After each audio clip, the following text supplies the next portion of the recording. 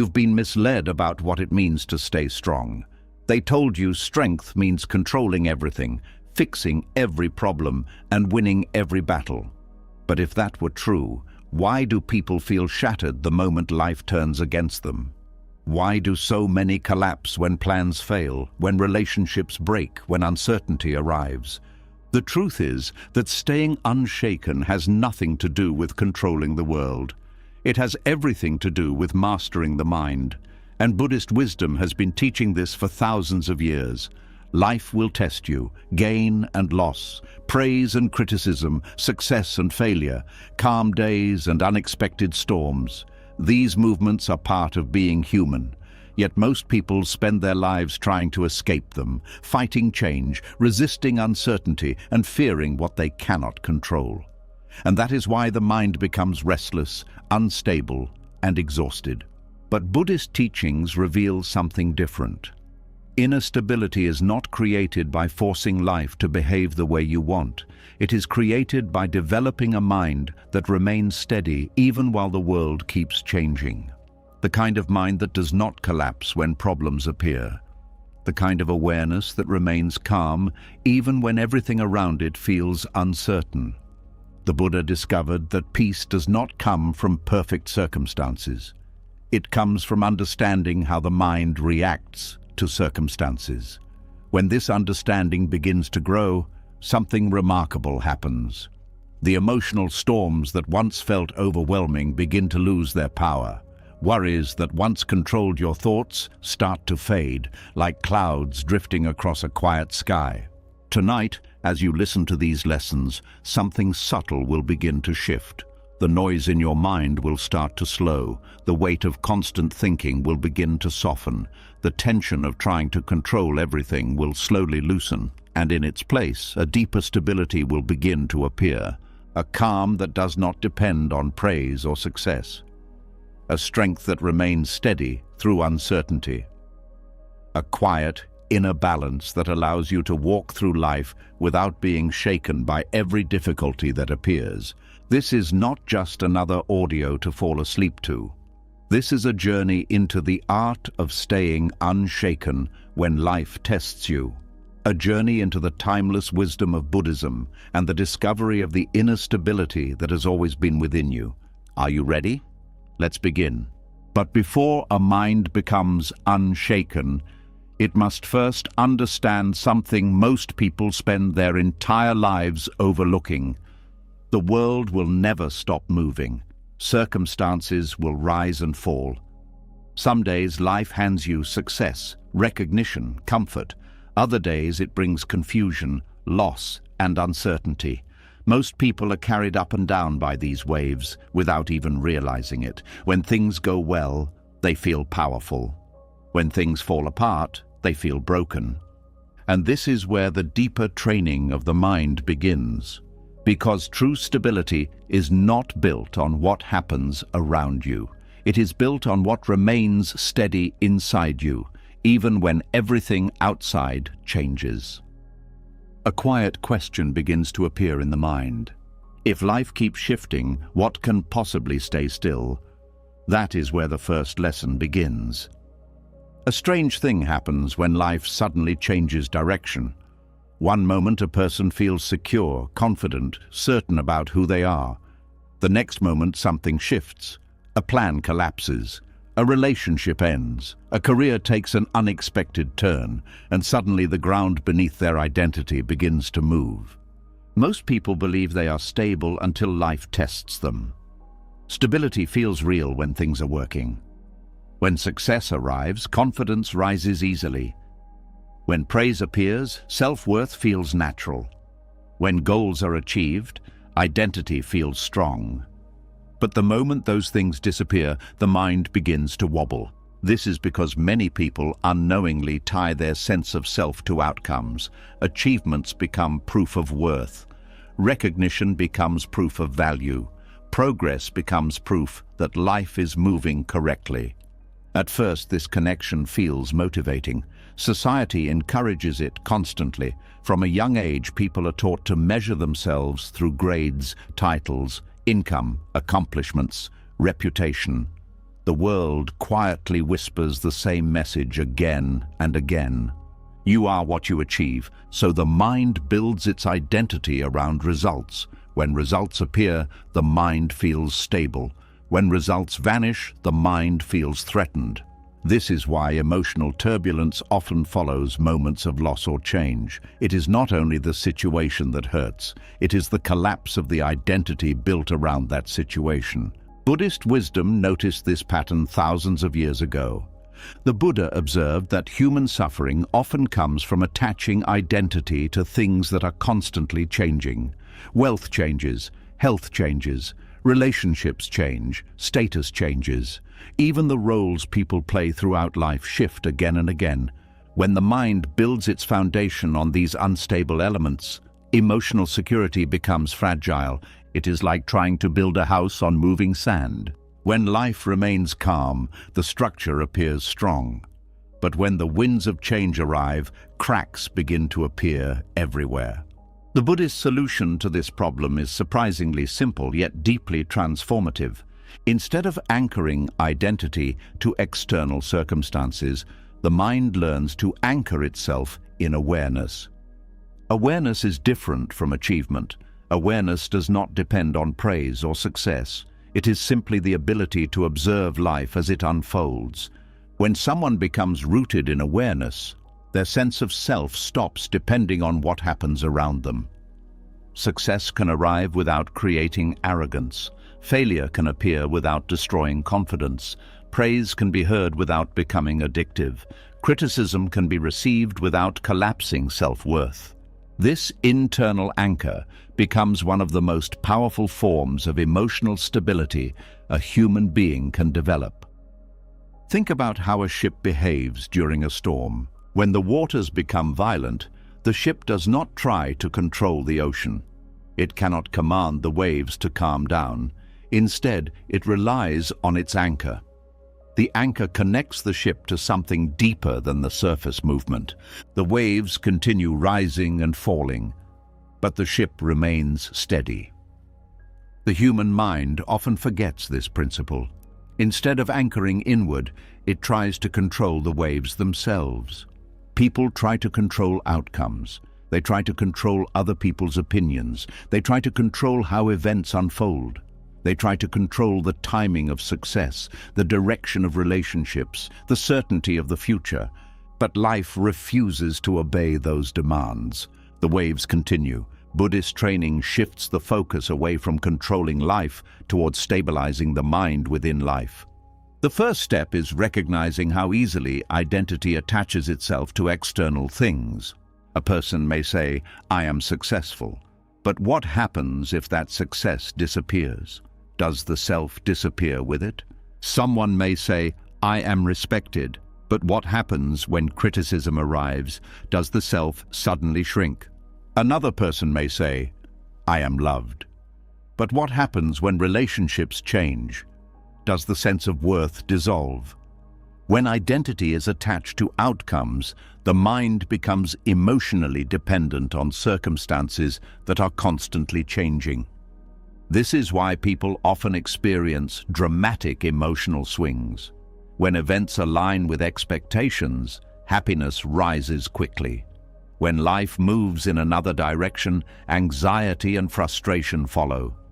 The mind begins living like a pendulum, up during gain, down during loss, excited during praise, disturbed during blame. But Buddhist teachings offer another possibility. Instead of living as the pendulum, the mind can become the still point at the center. This shift happens through the cultivation of awareness. Awareness means noticing thoughts, emotions, and experiences without immediately turning them into identity. When a thought appears, awareness sees it. When an emotion arises, awareness observes it. When success happens, awareness registers the event without attaching self-worth to it. This ability creates space between experience and identity. For example, instead of thinking, "I am a failure," the mind begins noticing a feeling of disappointment is present.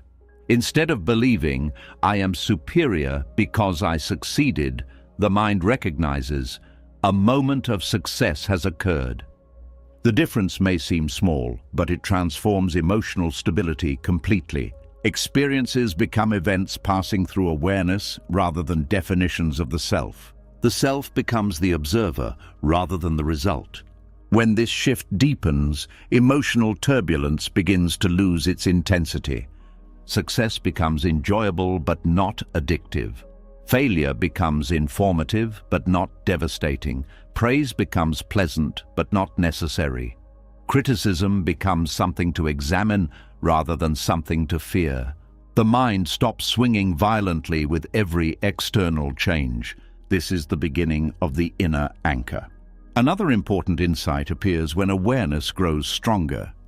People begin noticing that life has always been unpredictable. No one has ever controlled the full course of events. Every life story includes unexpected turns. Yet despite this uncertainty, awareness itself remains constant. The thoughts change, the circumstances change, the emotions change, but the ability to observe them remains steady.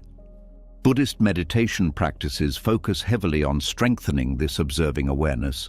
When someone sits quietly and watches the breath, something simple yet profound begins happening. The mind notices how thoughts appear and disappear, emotions rise and fall, sensations shift moment by moment. Gradually, a realization forms. Everything inside the mind moves like clouds across the sky, but awareness itself remains like the sky. The clouds may be dark or bright, fast or slow, gentle or stormy, but the sky does not become damaged by the clouds passing through it. When people begin identifying with awareness instead of with every passing thought or event, emotional stability deepens naturally. Life's storms still appear. Difficult moments still happen, but they no longer feel like threats to identity. They become experiences moving across the landscape of awareness. Another beautiful effect appears when this inner anchor grows stronger. Fear begins to soften. Much of human fear comes from the belief that certain outcomes must happen for life to feel safe. The mind clings to specific expectations about how things should unfold. But when identity becomes rooted in awareness instead of outcomes, those expectations loosen. Life no longer needs to follow a perfect script for peace to exist. The mind becomes flexible, adaptable, able to move with changing conditions rather than fighting them. This flexibility is not weakness. It is strength of the highest kind, because a mind anchored in awareness cannot easily be shaken by external events. Loss does not erase identity. Success does not inflate identity. Change does not threaten identity. The anchor holds. Over time, this internal stability creates a quiet confidence that does not depend on circumstances. It becomes easier to walk through uncertain situations without panic. Difficult conversations no longer trigger the same emotional storms. Unexpected events feel manageable rather than overwhelming. The mind develops trust in its own ability to remain steady. This is the discipline of the inner anchor, and like any discipline, it strengthens through practice. Each moment of awareness reinforces it. Each time the mind observes an emotion instead of becoming it, the anchor deepens. Each time life shifts direction and the mind remains calm, the anchor grows stronger. Gradually, the person discovers something remarkable. The world may continue moving in unpredictable ways, but inside there is something that does not move, a quiet center, a place of stillness beneath the waves. And once this inner anchor becomes stable, the storms of life lose much of their power. Because no matter how wildly circumstances swing between gain and loss, the mind has finally discovered where true stability lives. Once the mind discovers the inner anchor, something interesting begins to happen. The world may still create waves, but those waves no longer drag the mind in every direction. A person begins to notice that many disturbances are not as powerful as they once seemed. Words that once triggered anger lose their grip. Situations that once demanded immediate response begin to look different when seen from the stability of awareness. And this realization quietly leads to the next lesson. Because one of the most misunderstood ideas about strength is the belief that power means reacting quickly. Many people grow up thinking that if someone challenges them, they must respond immediately. If someone criticizes them, they must defend themselves instantly. If something unfair happens, they must strike back with equal force. Society often celebrates the loud response, the quick comeback, the dramatic reaction. But Buddhist wisdom points toward a very different form of power. A moment of silence can hold more strength than 1,000 reactions. Something subtle happens inside the mind when a disturbance appears. It might be a harsh comment, an unfair accusation, a frustrating situation, or a moment when someone tries to provoke anger. The mind feels a sudden surge of energy. Thoughts begin racing. Emotions rise quickly. The body tightens. Words begin forming even before the person is fully aware of what is happening. This surge feels almost automatic. It is as if the mind has a built-in reflex that pushes it to react. For most people, this reflex has been strengthened for years. Every time someone reacts instantly to anger, frustration, or insult, the habit grows stronger. Eventually, the reaction becomes so quick that it feels impossible to pause. But Buddhism teaches that between the disturbance and the reaction, there is always a small space. Most people move through that space too quickly to notice it. The emotion rises, the words come out, and the reaction happens almost in the same moment. Yet, when awareness becomes stronger, that space begins to expand. A person starts noticing the moment before the reaction forms. The emotion appears, but instead of instantly acting on it, the mind becomes curious about it. Instead of becoming the anger, the mind sees the anger. This small pause may last only a few seconds, but within those seconds lies enormous psychological power.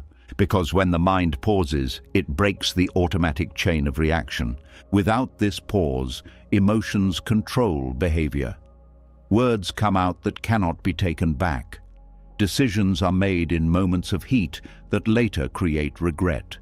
Conflicts grow larger because both sides react without reflection. But when the pause appears, something remarkable changes.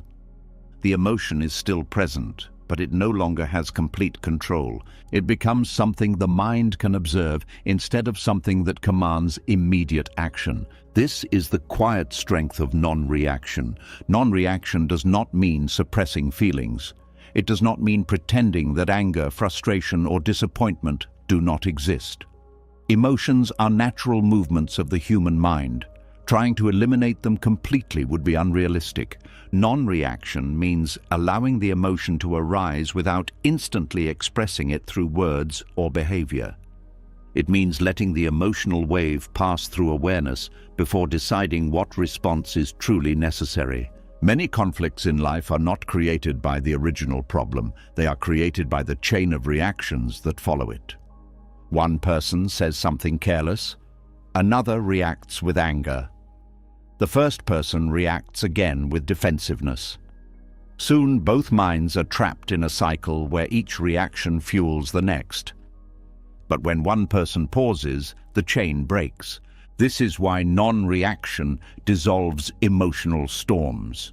Storms require wind to continue growing. In the same way, emotional conflicts require reactions to keep expanding. When someone refuses to feed the storm with immediate response, the emotional energy begins to fade on its own. This does not mean the person becomes passive or weak. In fact, the opposite is true. Restraint requires far more strength than reaction.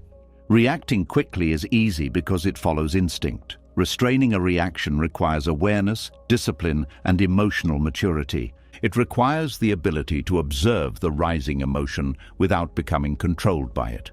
Many people mistake loudness for strength. They believe that the person who reacts first is the one who holds power in the situation. But when someone remains calm while others react emotionally, something interesting happens. The emotional balance of the situation begins to shift. The reactive person often loses clarity because their mind is overwhelmed by emotion. The calm person retains clarity because their awareness remains steady. Clarity becomes a powerful advantage. A calm mind can see the situation more accurately. It can choose responses carefully rather than acting impulsively. It can recognize when silence is more effective than argument. This ability transforms the entire nature of conflict. Instead of becoming trapped inside emotional chaos, the calm mind remains outside it. Many Buddhist teachers describe this as stepping out of the fire. When anger spreads through a conversation, reacting emotionally is like throwing more wood into the flames. But stepping back allows the fire to burn itself out. One of the reasons non-reaction is so powerful is that it removes the reward many people unconsciously seek when they provoke others. Sometimes people create disturbances specifically to trigger reactions. A reaction gives them attention. It confirms their ability to influence someone else's emotions. But when the reaction does not come, the disturbance loses its purpose. The emotional energy they expected simply disappears into silence. This does not mean that silence is always the final answer. Sometimes a response is necessary. Boundaries must still be communicated. Truth must still be spoken. Injustice must still be addressed. But when those responses come from calm awareness rather than immediate emotion, their power becomes much greater. Words spoken from emotional clarity carry far more weight than words spoken in anger. Another interesting transformation appears when non-reaction becomes a habit. The mind begins to experience fewer internal storms. At first, the practice focuses on external disturbances. Someone says something upsetting, a frustrating event occurs, a stressful moment appears. The person pauses instead of reacting. But over time, the same principle begins to apply to internal disturbances as well. Thoughts themselves can create emotional storms. The mind may replay past mistakes, imagine future problems, or create stories about what others might be thinking. These thoughts often trigger emotional reactions even when nothing external is happening. But the same pause can be applied here too. When a stressful thought appears, awareness can observe it without instantly believing it. The mind notices the thought, but instead of reacting with worry or frustration, it allows the thought to pass. This creates a surprising sense of freedom. Many of the emotional storms people experience are not caused by real events happening in the present moment. They are caused by the mind reacting to its own thoughts. Non-reaction interrupts this pattern. Thoughts continue appearing, but they no longer trigger automatic emotional responses. They become like clouds drifting through the sky of awareness. Some clouds are dark, some are light, some move quickly, some linger for a while. But the sky itself remains undisturbed. This is the deeper layer of non-reaction. The mind no longer needs to chase every thought or fight every emotion. It simply observes them as temporary movements. With practice, this creates a deep sense of inner stability. External disturbances lose much of their power. Internal thoughts lose much of their influence. The mind becomes quieter, clearer, more spacious. People who develop this quiet strength often appear mysterious to others. In situations where most people become upset, they remain calm. In moments where others rush to defend themselves, they pause. When someone tries to provoke them, their response is measured rather than explosive. This calmness is not coldness, it is awareness in action. It reflects a mind that understands something most people overlook. Not every disturbance deserves a reaction. Many emotional battles disappear simply by refusing to fight them. Life offers countless moments where the mind is invited into conflict. Someone disagrees, someone criticizes, someone behaves unfairly. Circumstances become frustrating. Each moment presents a choice: react immediately and fuel the storm, or pause, and let the storm lose its strength. The second choice requires discipline, but the rewards are immense. Energy that would have been spent on emotional conflict becomes available for clarity, creativity, and peace. Relationships become healthier because fewer conversations are driven by uncontrolled emotion. The mind becomes stronger because it no longer depends on reaction to feel powerful. Over time, the pause becomes natural. What once required effort becomes a habit. Disturbances appear, awareness notices them, and the mind remains steady. The emotional storms still exist in the world, but they no longer sweep the mind away. The person becomes like a mountain standing quietly beneath passing clouds. Wind may move across its surface, rain may fall, storms may arrive and depart, but the mountain itself does not move, and from that stillness, the true strength of non-reaction continues to grow. And when a person begins to understand the quiet strength of non-reaction, another discovery slowly appears. Remaining calm when others try to provoke you is one kind of stability, but there is another, deeper challenge that happens in complete silence. It appears when nothing dramatic is happening on the outside, yet the mind itself begins to move restlessly on the inside. Because sometimes the greatest disturbances do not come from other people. They come from the mind trying to escape discomfort. There are moments in life when everything becomes uncertain. A difficult decision has not yet been made. A problem has not yet been solved. A conversation has not yet happened. The future feels unclear. Nothing terrible has happened yet, but the mind feels uneasy because it cannot see what will happen next. In these moments, something very interesting happens. The mind begins to run, not physically but mentally. Thoughts start racing through possible scenarios. What if this goes wrong? What if things get worse? What if the plan fails? What if people react badly? What if the outcome is not what was expected? Suddenly the mind is moving through dozens of imagined futures in only a few minutes. This movement feels like action. It feels like problem solving. It feels like preparation. But most of the time it is simply the mind trying to escape uncertainty. Human beings have a deep instinct to seek psychological safety. The brain prefers clear answers, predictable outcomes, and stable conditions. When those things are missing, the mind begins searching desperately for something to hold on to. It begins creating plans, predictions, and worries in an attempt to regain control. But Buddhist teachings offer a surprising insight. Running mentally does not create stability. It creates exhaustion. Many people spend enormous amounts of energy trying to escape the feeling of uncertainty. They replay conversations in their heads. They analyze every possible outcome. They distract themselves with constant activity. They fill their time with endless stimulation just to avoid sitting quietly with uncomfortable thoughts. The mind becomes busy not because busyness solves the problem, but because stillness feels frightening. When the mind becomes quiet, uncertainty becomes visible, and the mind does not like looking at what it cannot control.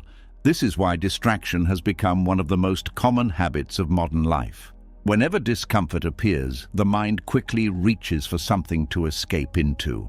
A phone screen, endless scrolling, constant planning, continuous thinking. The mind would rather move endlessly than sit still with uncertainty. But Buddhist wisdom invites a different response. Instead of running away from discomfort, the mind learns to stand still. Standing still does not mean ignoring problems. It does not mean pretending that uncertainty does not exist. It means remaining mentally present with the feeling of uncertainty without immediately trying to escape it. This simple shift requires tremendous courage, because when the mind stops running, it must face the moment exactly as it is. There may be unanswered questions. There may be emotions that feel uncomfortable. There may be situations that have no immediate solution. Standing still means allowing those realities to exist without trying to control them immediately. At first, this feels unfamiliar. The mind may protest. Thoughts may try to pull attention back into planning, worrying, or distraction. The urge to escape can feel very strong. But something remarkable begins to happen when the mind gently resists that urge. The discomfort begins to soften, not because the situation has changed, but because the mind is no longer fighting against the experience of uncertainty. Much of the suffering people experience during uncertain moments does not come from the situation itself. It comes from the resistance to that situation. When the mind insists that uncertainty must disappear immediately, tension grows, anxiety rises, thoughts begin racing faster, the body tightens. But when the mind accepts that uncertainty is simply part of the present moment, the pressure begins to release. Uncertainty becomes something that can be experienced rather than something that must be eliminated instantly. This is one of the most powerful forms of psychological stability. Remaining present with discomfort without escaping it. Buddhist meditation practices often train this ability through very simple exercises. A person may sit quietly and focus on the breath. At first, this seems almost too simple to matter. Breathing happens naturally all the time. Why would observing it be important? But when someone sits with the breath for even a few minutes, they begin to notice something interesting. The mind constantly tries to leave the present moment. Thoughts appear about the future. Memories arise from the past. Plans begin forming. Worries start developing. Each thought is like a small invitation to mentally run away from the current moment. The practice is simply to notice that movement and gently return attention to the breath. Again and again, this training strengthens the mind's ability to remain present even when discomfort appears. Over time, the person learns something very valuable. Uncertainty can be experienced without panic. Difficult emotions can exist without needing immediate escape. Questions can remain unanswered for a while without destroying inner stability. The mind becomes more spacious. Instead of reacting to every uncomfortable sensation with avoidance, it develops the ability to observe those sensations calmly. This calm observation often leads to surprising clarity. When the mind stops running in every direction, it begins to see situations more clearly. Solutions sometimes appear naturally once the mental noise settles. But even when solutions do not appear immediately, the mind no longer feels overwhelmed. It becomes capable of holding uncertainty without collapsing into anxiety. Another important transformation happens when someone practices standing still during mental discomfort. Patience begins to grow. In a world that constantly demands quick answers and fast results, patience has become rare. Many people expect immediate clarity about every problem. When answers do not appear quickly, frustration grows. But life rarely moves according to human timelines. Some situations require time to unfold. Some decisions become clearer only after experience reveals more information. Some emotional wounds need space to heal gradually. When the mind constantly runs ahead, searching for immediate certainty, it creates unnecessary pressure. Standing still allows time to play its natural role. Patience becomes a quiet companion. The mind learns that it does not need to solve every question instantly. Sometimes the wisest response is simply remaining present while the situation continues unfolding. Another benefit of this practice is emotional resilience. When people always escape discomfort, their tolerance for difficulty becomes very small.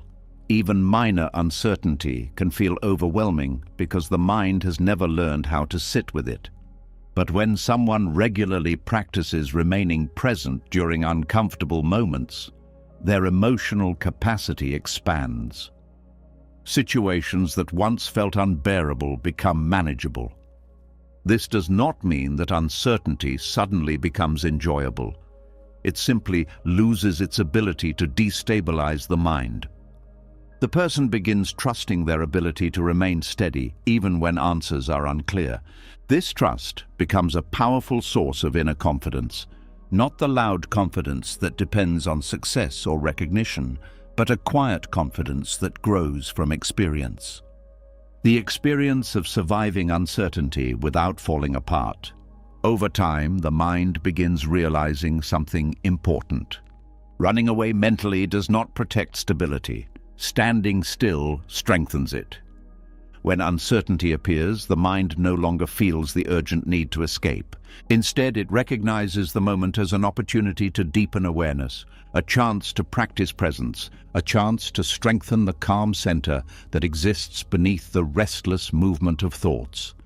Life will always include moments where the future is unclear.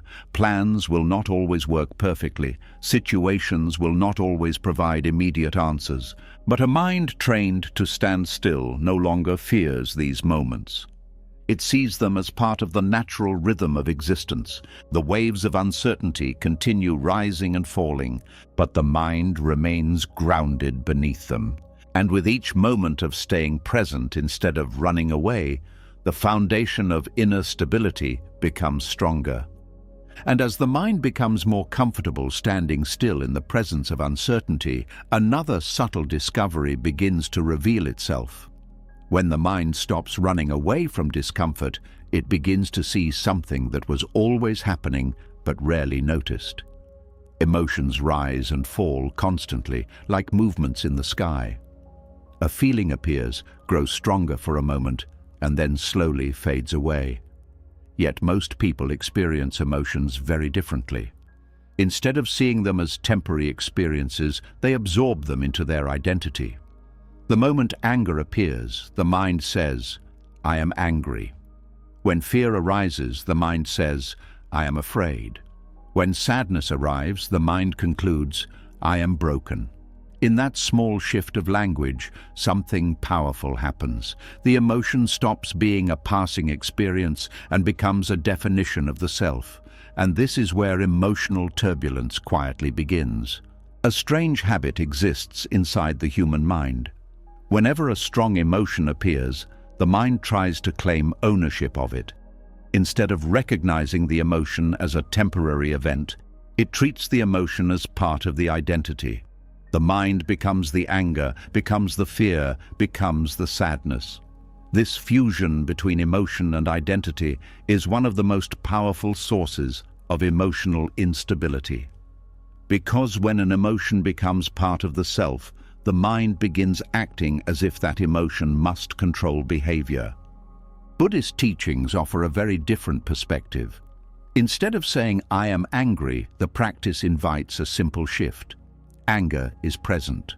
Instead of saying, "I am afraid," the mind learns to observe that fear is arising. This change may appear small, but it transforms the entire relationship with emotion. When anger becomes something that is happening rather than something that defines the self, the mind gains space. The emotion is still felt, but it no longer commands identity. This understanding begins with a simple observation. Emotions are not permanent. They arrive, stay for a period of time, and eventually dissolve. Sometimes they last minutes, sometimes hours, occasionally longer. But they never remain unchanged forever. They move through the mind like weather moving through the sky. Storms may appear suddenly, but eventually the clouds shift and the sky becomes clear again. Yet most people treat emotional storms as if they will last forever. When anger appears, the mind behaves as though anger will define the entire day. When sadness appears, the mind assumes it will control everything that follows. This assumption creates additional suffering. The mind begins reacting not only to the emotion itself, but also to the belief that the emotion will continue indefinitely. Buddhist mindfulness dissolves this illusion by carefully observing emotional movement. When a person sits quietly and notices their inner experience, they begin seeing something remarkable. Emotions behave exactly like weather patterns. They rise gradually, sometimes with intensity, then slowly weaken before disappearing. The mind can observe this process with calm attention. During this observation, another realization appears. The mind itself is not the emotion. The mind is the space in which the emotion appears. Just as the sky is not the storm, awareness is not the emotion. Awareness simply witnesses the storm passing through. This realization weakens the habit of emotional ownership. When anger appears, the mind no longer needs to declare, "This is me." Instead, it can say, "This is a temporary experience moving through awareness." The difference may sound subtle, but its effect is profound. Emotional identification begins to loosen. Many emotional problems grow stronger because people believe every feeling must be expressed immediately or acted upon. If anger appears, the mind feels compelled to speak harshly. If fear appears, the mind withdraws or avoids. If sadness appears, the mind becomes trapped in heavy thoughts. But when emotions are seen as temporary events rather than commands, behavior becomes more flexible. A person may feel anger without acting aggressively. Fear may appear without forcing avoidance. Sadness may arise without turning into despair. The emotion is acknowledged, but it does not control the direction of behavior. This ability creates extraordinary stability during emotional storms. Instead of being pulled in every direction by temporary feelings, the mind remains centered in awareness. Emotions continue to appear, but they no longer define identity or dictate action. Another important insight emerges when someone practices observing emotions without ownership. Many emotions become stronger when the mind resists them. When anger arises, the mind may try to push it away. When sadness appears, the mind may judge itself for feeling weak. When fear emerges, the mind may criticize itself for lacking courage. These reactions add another layer of emotional tension. Mindfulness introduces a different approach. Instead of resisting or judging emotions, the mind simply allows them to exist for a while. This gentle acceptance removes the pressure created by resistance.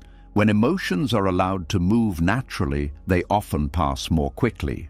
The process becomes similar to watching waves in the ocean. Some waves are small, others larger, but none of them remain forever. They rise, break, and dissolve back into the water. Observing this movement without interference allows the natural rhythm to continue. Emotions behave in much the same way. They rise from various causes, sometimes external events, sometimes internal thoughts. But once the conditions that created them change, the emotion gradually fades. The mind's role is not to force the wave to disappear. The mind's role is simply to remain present while the wave moves through. This perspective changes the way people relate to difficult emotions. Instead of fearing them, they become curious about them. Curiosity replaces resistance. The mind begins exploring how emotions arise, how they feel within the body, how they change over time. During this observation, the mind may notice that emotions often begin as physical sensations. Anger may appear as heat in the chest or tension in the jaw. Fear may appear as tightness in the stomach or rapid breathing. Sadness may appear as heaviness behind the eyes or a slowing of energy. When awareness gently observes these sensations without labeling them as identity, the emotional experience becomes easier to hold. The mind stops creating dramatic stories about the feeling and simply watches the physical sensations evolve. This quiet observation reduces the emotional amplification that usually occurs when the mind becomes entangled in interpretation. Instead of thinking endlessly about why the emotion appeared or what it might mean, awareness simply witnesses the feeling itself. Over time, this practice develops emotional intelligence at a deep level. The mind becomes skilled at recognizing emotions early, before they grow into overwhelming storms.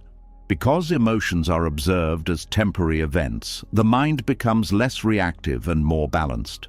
This balance also prevents temporary feelings from controlling long-term decisions. Many regrets in life arise when people act impulsively during emotional moments. Words spoken in anger damage relationships. Decisions made in fear limit opportunities. Reactions driven by temporary sadness create unnecessary consequences. But when emotions are seen as passing weather patterns, the mind learns patience. It recognizes that the feeling present now may not reflect reality clearly. Waiting for emotional clarity often leads to wiser responses. Another beautiful effect of this practice is the development of compassion toward oneself. When emotions are no longer treated as identity, the mind becomes less judgmental about experiencing them. Anger does not mean someone is a bad person. Fear does not mean someone is weak. Sadness does not mean someone is broken. Emotions become natural expressions of the human experience.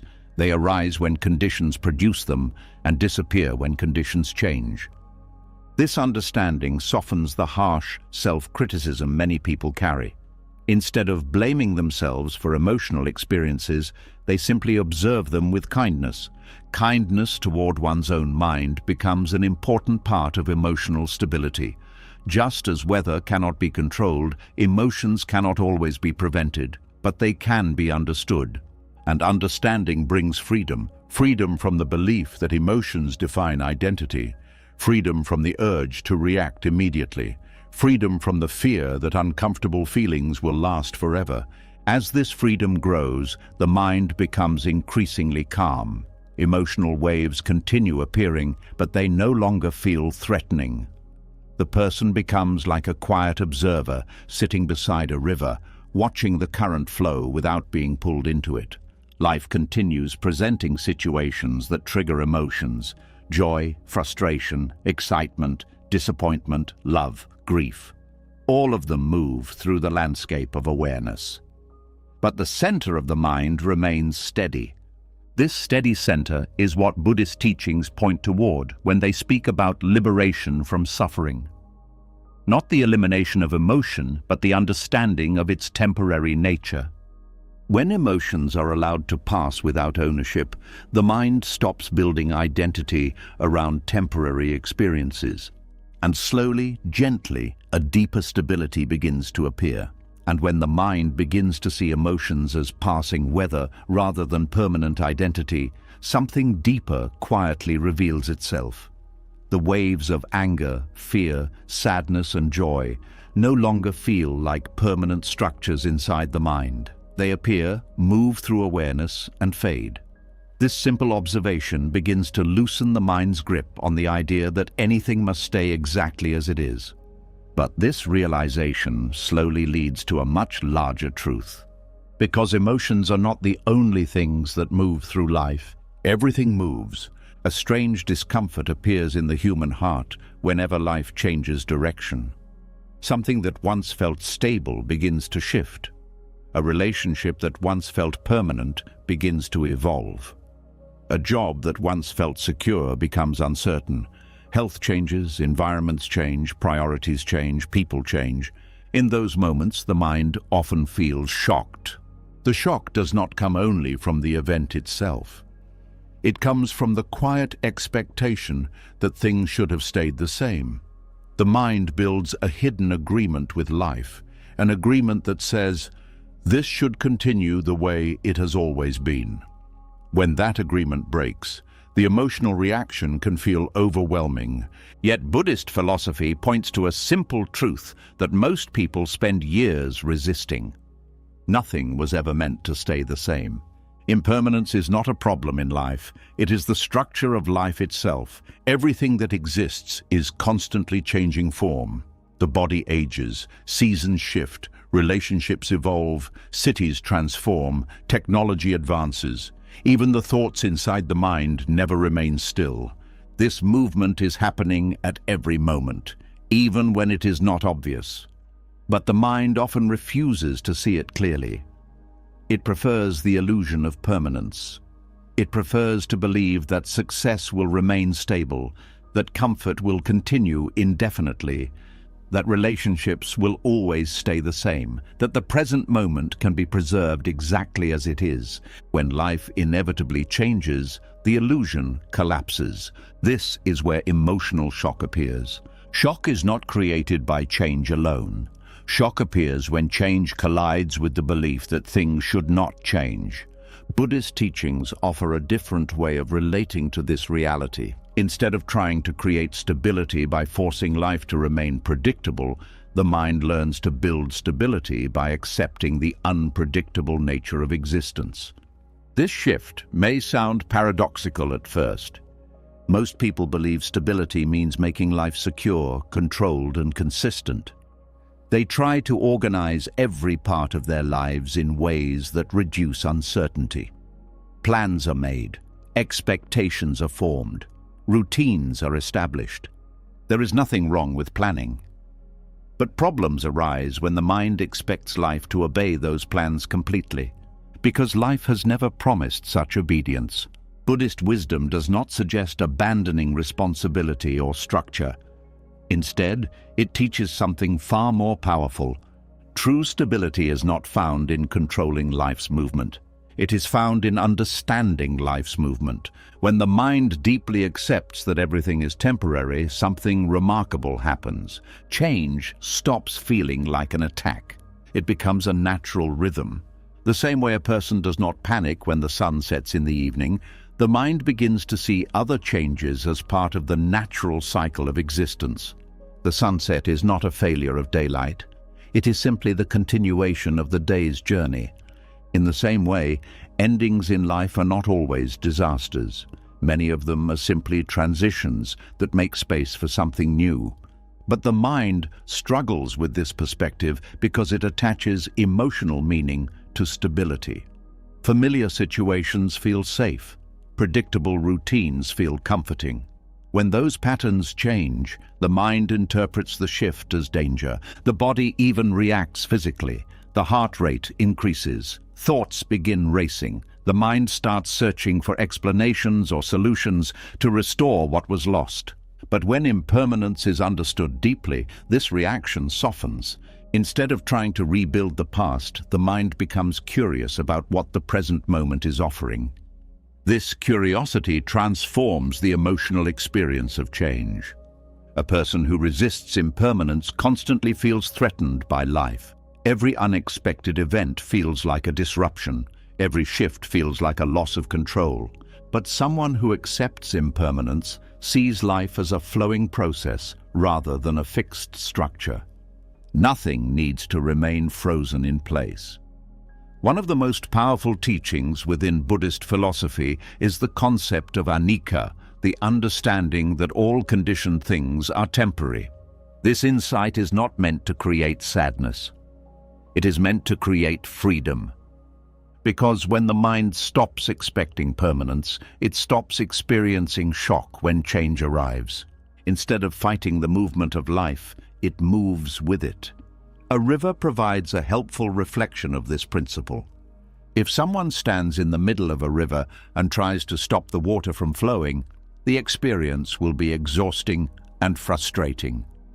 The river will continue moving regardless of resistance. But if the person understands that the river is meant to flow, they can step onto the shore and simply observe its movement. Life behaves in a similar way. Events continue unfolding whether the mind accepts them or not. Time continues passing whether someone is ready for it or not. The only real choice the mind has is how it relates to this movement. Resistance creates tension. Acceptance creates stability. Acceptance does not mean passively allowing harmful situations to continue. It means recognizing reality clearly before deciding how to respond. When something changes, the mind first acknowledges that change has already happened. This simple recognition removes the illusion that the past can be restored. Energy that would have been spent resisting the new reality becomes available for responding wisely to it. Another beautiful effect of accepting impermanence is the deep appreciation it creates for the present moment. When people believe things will last forever, they often overlook the value of what they have. Relationships are taken for granted. Moments of joy pass unnoticed. Ordinary experiences feel unimportant. But when impermanence is understood, every moment becomes precious. A conversation with a friend becomes meaningful because both people know time is limited. A peaceful morning becomes beautiful because the mind recognizes that it will not last forever. Impermanence transforms ordinary life into something vivid and alive. Even difficult experiences become easier to endure when the mind remembers that nothing remains unchanged forever.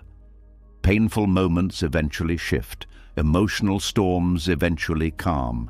Uncertainty eventually becomes clarity. The same impermanence that allows joy to fade also allows suffering to dissolve. This understanding creates resilience. When something difficult happens, the mind remembers that the situation is part of a larger movement. Instead of believing the current moment defines the entire future, awareness recognizes that change is always continuing. Emotional shock loses its power because the mind no longer expects life to remain fixed. Instead of asking, "Why is this happening?" the mind becomes open to the question, "What is this moment asking me to understand?" This curiosity allows growth to emerge even during challenging times. Another subtle transformation appears when someone truly accepts impermanence. Attachment begins to soften. People often cling tightly to roles, identities, possessions, and expectations because they believe those things define who they are. When those attachments change, identity feels threatened. But when impermanence is understood deeply, identity becomes more flexible.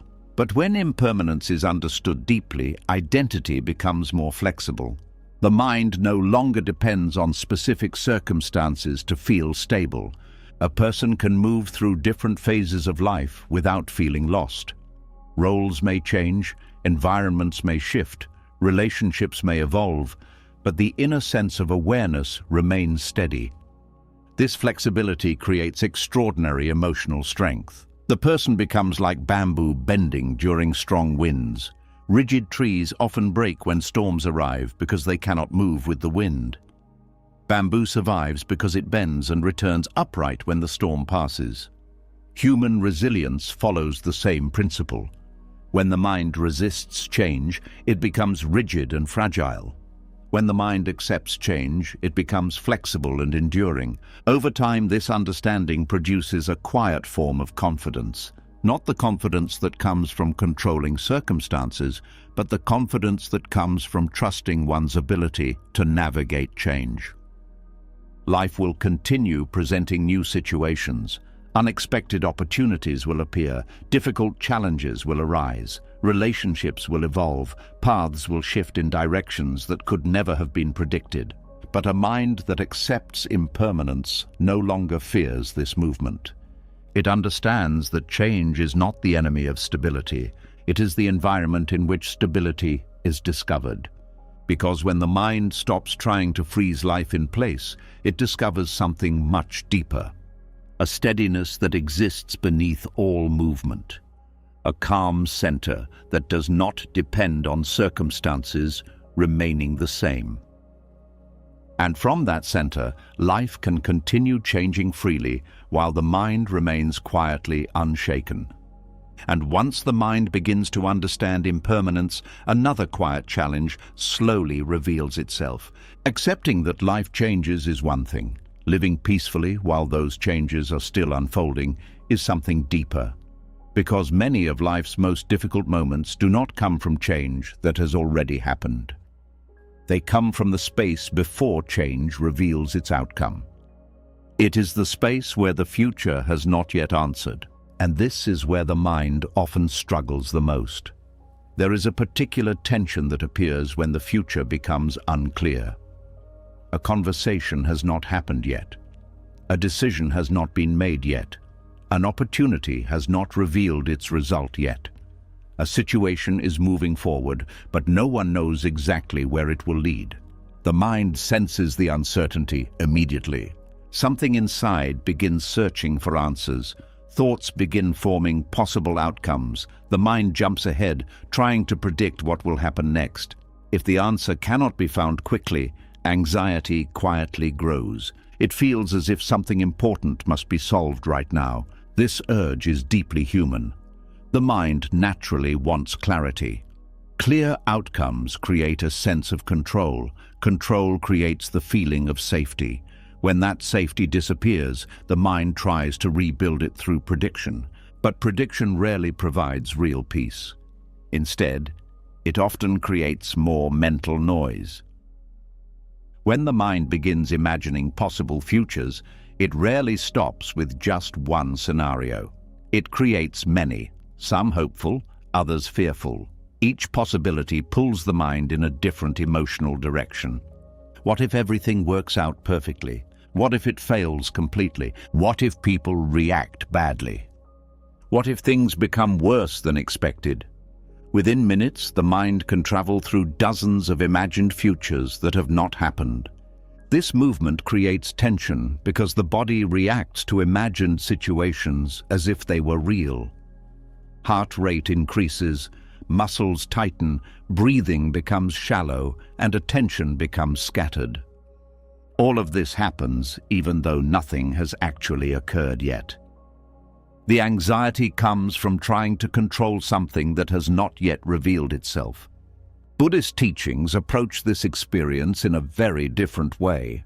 Instead of trying to force certainty from the unknown, the practice invites the mind to sit peacefully inside uncertainty. This may sound uncomfortable at first.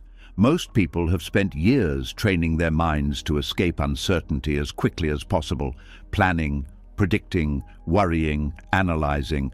These habits are often seen as responsible behavior. But there is a subtle difference between thoughtful preparation and anxious control. Preparation works with the information that already exists. Control tries to force answers from information that does not yet exist. When the mind pushes beyond what can realistically be known, it enters the territory of anxiety. The courage to allow uncertainty begins with recognizing this boundary. There are moments when action is necessary. Decisions must be made, plans must be developed. But there are also moments when the future simply has not revealed itself yet. In those moments, the wisest action may be waiting. Waiting does not mean doing nothing. It means allowing life to unfold without forcing conclusions prematurely.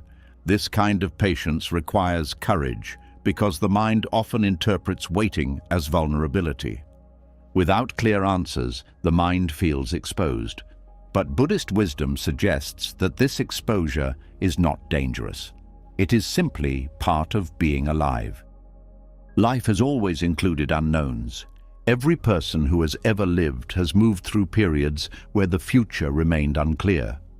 Decisions were made without perfect information. Outcomes appeared that no one predicted. Yet life continued moving forward. The mind's demand for total certainty is unrealistic. Recognizing this truth softens the urgency to solve every future outcome immediately.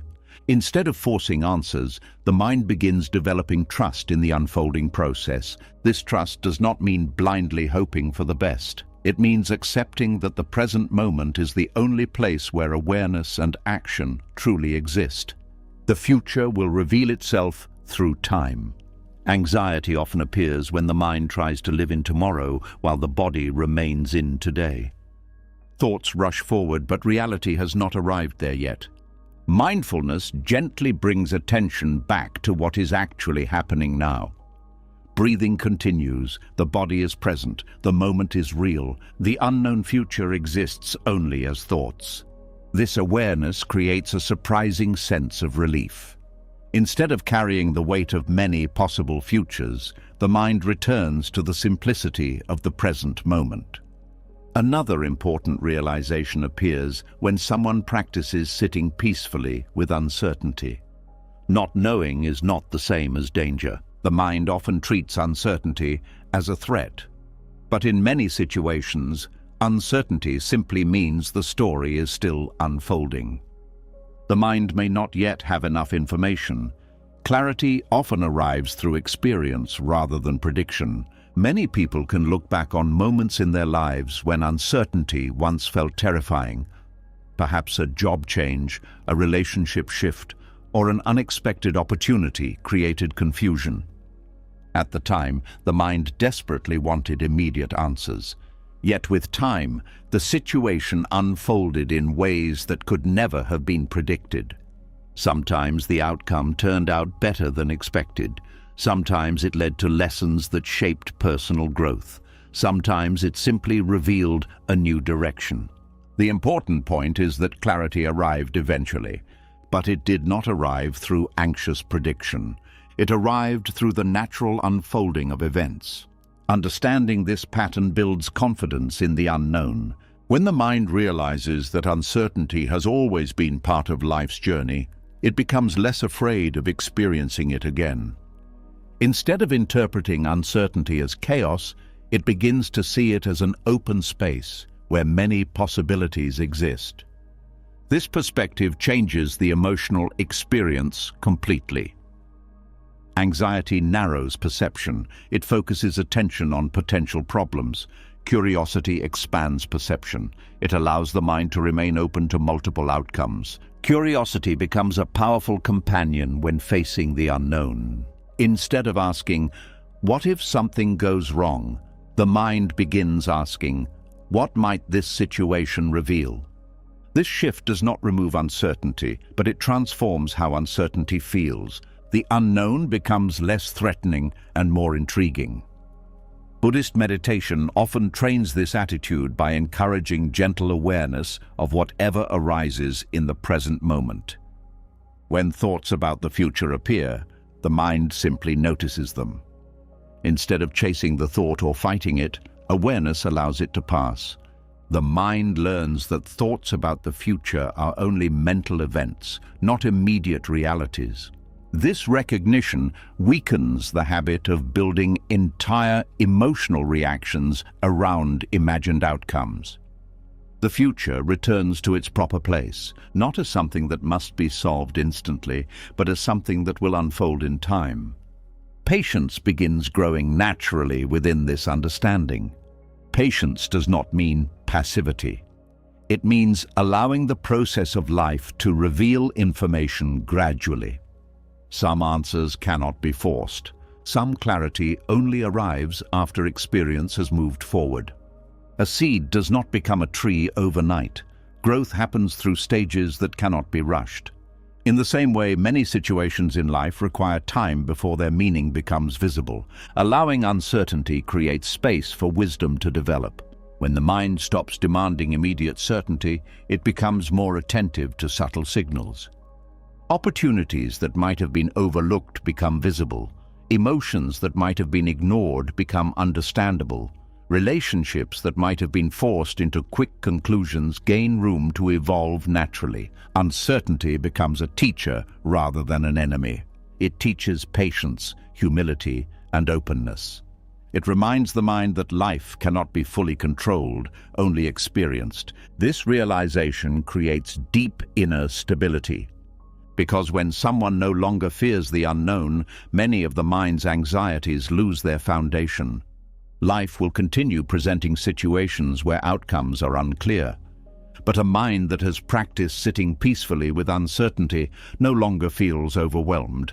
It remains grounded in the present moment while the future quietly approaches. This calm presence allows wiser decisions to emerge naturally when the time is right. And slowly, gently, the person discovers that courage does not always mean taking bold action. Sometimes courage means simply remaining still while the future reveals itself. And as the mind begins to develop the courage to sit peacefully with uncertainty, another quiet discovery begins to unfold. Even when someone accepts that the future cannot always be controlled, moments will still arrive when emotions rise suddenly. Fear can appear without warning. Frustration can grow quickly. Anger can surge before the mind has time to fully understand what is happening. Life continues presenting situations that test emotional endurance. In those moments, awareness may still be present, but the mind can feel overwhelmed by the speed of its own reactions. Thoughts begin racing, the body tightens, the mind starts spiraling through possible outcomes, worries, or imagined conflicts.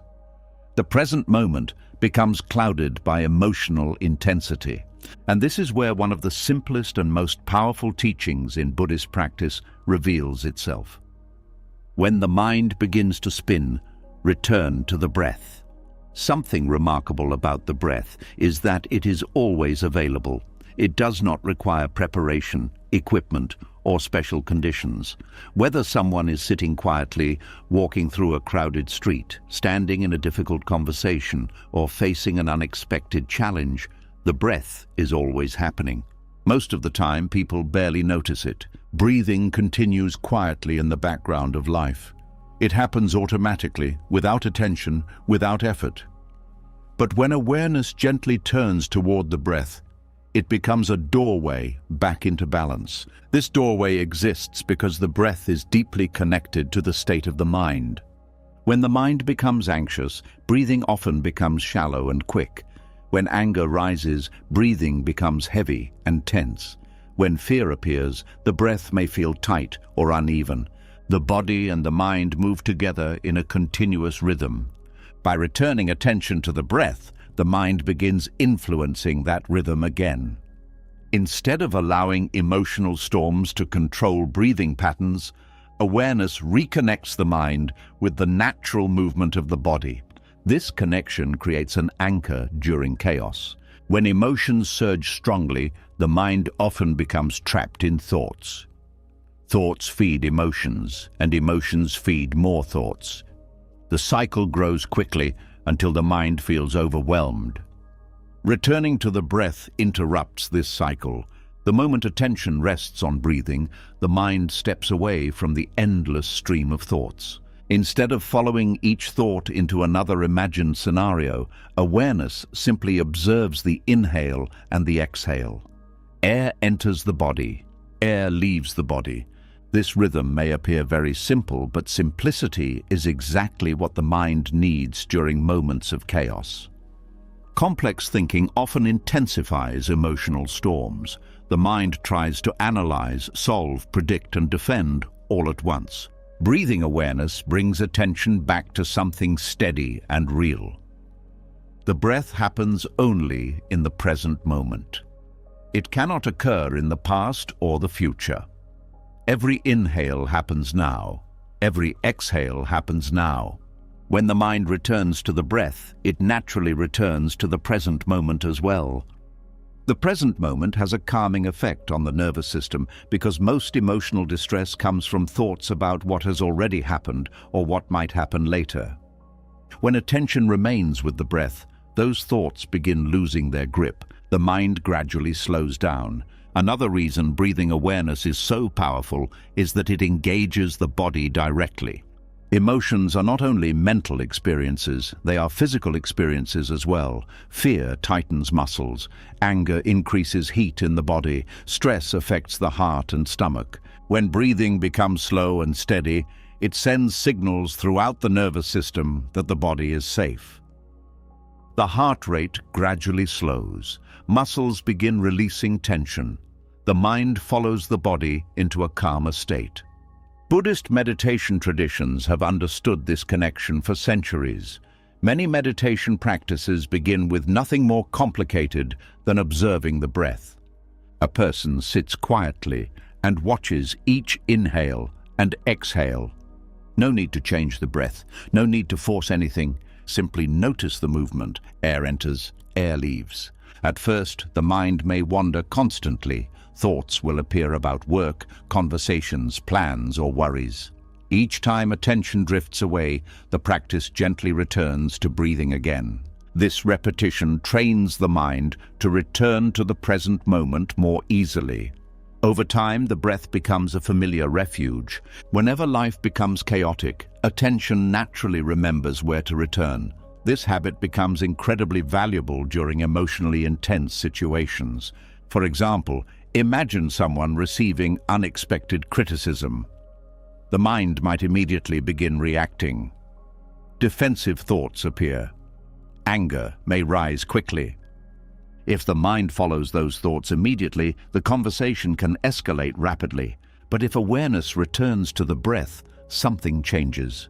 One slow inhale, one steady exhale, the mind gains a few moments of space before reacting. Within that space, emotional intensity begins to soften. The person may still respond to the situation, but the response will come from clarity rather than impulsive emotion. The breath creates that space. Another example appears during moments of fear. Fear often pulls the mind far into the future. Thoughts imagine possible disasters, failures, or painful outcomes that may never happen. The mind begins racing ahead of reality. Returning to the breath brings attention back from the imagined future into the present moment. In this moment, breathing is happening. The body is alive. The present situation may not be as overwhelming as the imagined scenarios suggested. The breath gently reminds the mind that the present moment is manageable, one breath at a time. This phrase is often repeated in meditation teachings because it captures something deeply important. Life does not need to be solved all at once. It can be experienced one breath at a time. Each breath becomes a small step of stability. When emotions feel overwhelming, focusing on the next breath makes the experience manageable. The mind no longer feels responsible for solving the entire future. It only needs to stay present for this moment. And then the next one. Over time, this practice builds extraordinary emotional resilience. The person begins trusting their ability to return to balance even during chaos. The breath becomes like a quiet friend, always waiting nearby. Whenever confusion appears, it is there. Whenever anger rises, it is there. Whenever fear grows loud, it is still there. Steady, patient, constant. Another subtle benefit appears when someone regularly returns to the breath during difficult moments. Clarity begins to emerge naturally. Emotional storms often cloud judgment. When thoughts and feelings move too quickly, it becomes difficult to see situations accurately. But breathing awareness slows the entire system. The mind becomes quieter. Within that quietness, understanding begins to appear. A person may realize that the situation is not as threatening as it seemed. Or they may see a wiser way to respond. Or they may recognize that silence is more helpful than speaking. The breath does not provide answers directly. It provides the calmness in which answers can appear. This calmness is one of the greatest gifts mindfulness offers. Many problems in life do not require immediate solutions. They require a clear mind capable of responding wisely. Returning to the breath creates that clarity. It reconnects awareness with the present moment. It steadies the nervous system. It interrupts cycles of emotional escalation. It creates space between stimulus and reaction. Most importantly, it reminds the mind that stability is always available inside the body itself. The breath becomes a living reminder that calmness does not need to be searched for outside. It already exists within each inhale and exhale. Life will always contain moments of chaos. Unexpected events will happen. Difficult conversations will arise. Fear and anger will occasionally appear. But someone who knows how to return to the breath carries a powerful tool everywhere they go. When the mind begins spiraling, the breath becomes the doorway back to balance. One inhale, one exhale, and slowly the storm begins to quiet. And as the mind learns to return to the breath during moments of chaos, another quiet shift begins to unfold. The breath calms the storm, the body softens, and awareness returns to the present moment. But when the mind becomes still enough to observe itself clearly, something surprising begins to appear. The storm was never only the emotion, the storm was also the thoughts. During moments of anger, fear, or anxiety, thoughts arrive quickly and confidently. They speak with certainty. They sound convincing. They often appear as statements about reality. Yet many of these thoughts are not facts at all. They are interpretations, assumptions, predictions, or memories replaying themselves in the mind. And this realization leads to one of the most powerful insights within Buddhist mindfulness. A thought appearing in the mind does not mean it is true. There is a subtle habit inside human consciousness that most people never question. Whenever a thought appears, the mind immediately treats it as if it represents reality. If the thought says something is wrong, the body reacts as if danger is present. If the thought predicts failure, the mind feels discouraged even before anything has happened. If the thought recalls a painful memory, emotions return as if the event is happening again. The mind often believes its own voice without hesitation. This happens because thoughts arrive in a very convincing form. They do not announce themselves as guesses or possibilities. They arrive as statements. A thought may say, "This situation will end badly." Another thought might say, "That person disrespected you." Another thought may whisper, "You are not capable of handling this." When these statements appear, they feel authoritative, but mindfulness invites the mind to look more closely. Instead of immediately believing every thought, awareness begins observing thoughts as events inside the mind. A thought appears, it stays for a moment, then it disappears, another thought follows. This movement becomes visible once the mind slows down enough to watch. Just like emotions, thoughts behave like temporary patterns moving through consciousness. They arise from countless influences: past experiences, learned beliefs, current mood, memories, expectations, and even physical sensations in the body. But because the mind is accustomed to trusting its thoughts automatically, it rarely pauses to examine them. This automatic trust creates many emotional struggles. For example, a single thought can create a chain reaction. The mind may think something bad is going to happen. That thought produces fear. The fear then generates more thoughts about possible problems.